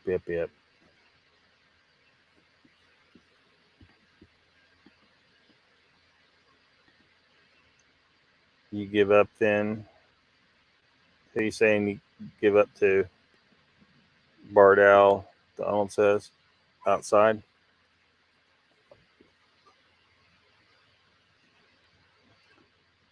Big white one.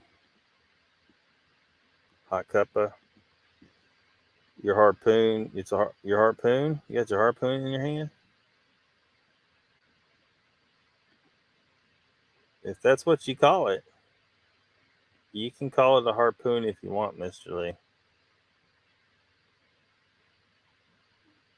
You remember in the movie The Corsican Brothers, Chong called his sword. Well, actually, the girl thought he was talking about his cock, but he was actually talking about his sword. Dark out currently, vocal but not close. Chessboard says Uncle Bones, Bridge Toll, White Sands Missile Snap.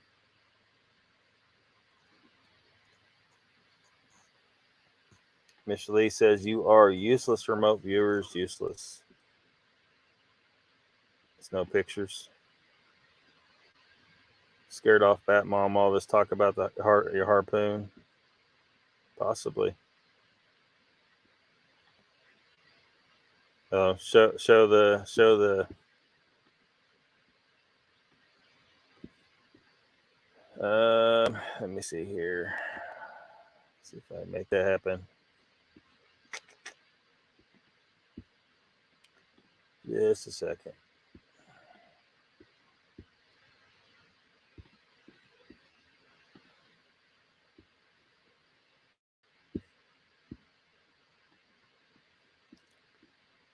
Wild times, glad you made it, says Uncle Bones. To chessboard. Have a pic of it in your hand. What says some bloke stuck a camera facing the barn owl nesting box up there in tree. Donald says we had a screech out of the hung out for a few years a while ago. You want to get dive bombed by it at night, will wake you up. 316 for Mr. Lee. That mom says, no, I'm not scared. Good-natured ribbing. Yeah, Icon says this is the beginnings of Dog Man right here. Here, let me make it bigger. Make it big, much more better. There we go. He says this is the beginning of Dog Man.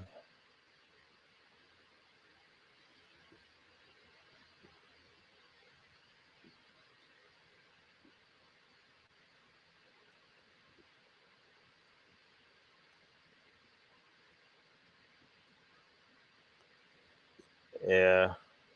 Is that thing out of popularity? I hate that shit. That shit's so stupid. How the hell did... I mean, that shit right there got way the fuck out of control. Way the fuck out of control.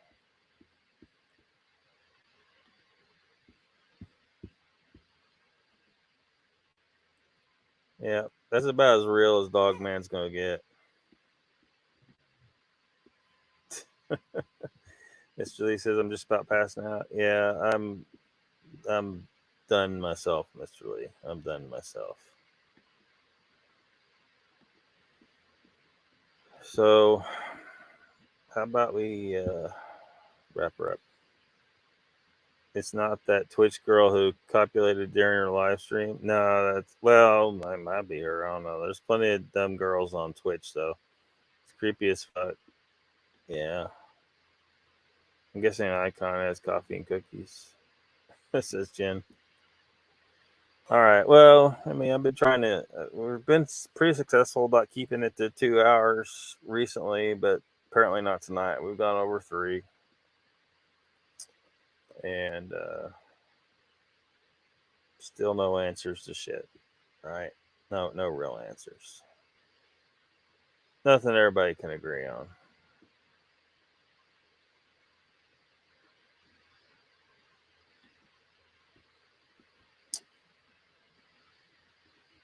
We didn't see Timmy tonight, did we? We didn't see no Papa Craig. I don't think Papa Craig's coming back. Says splash of all out of cookies, though.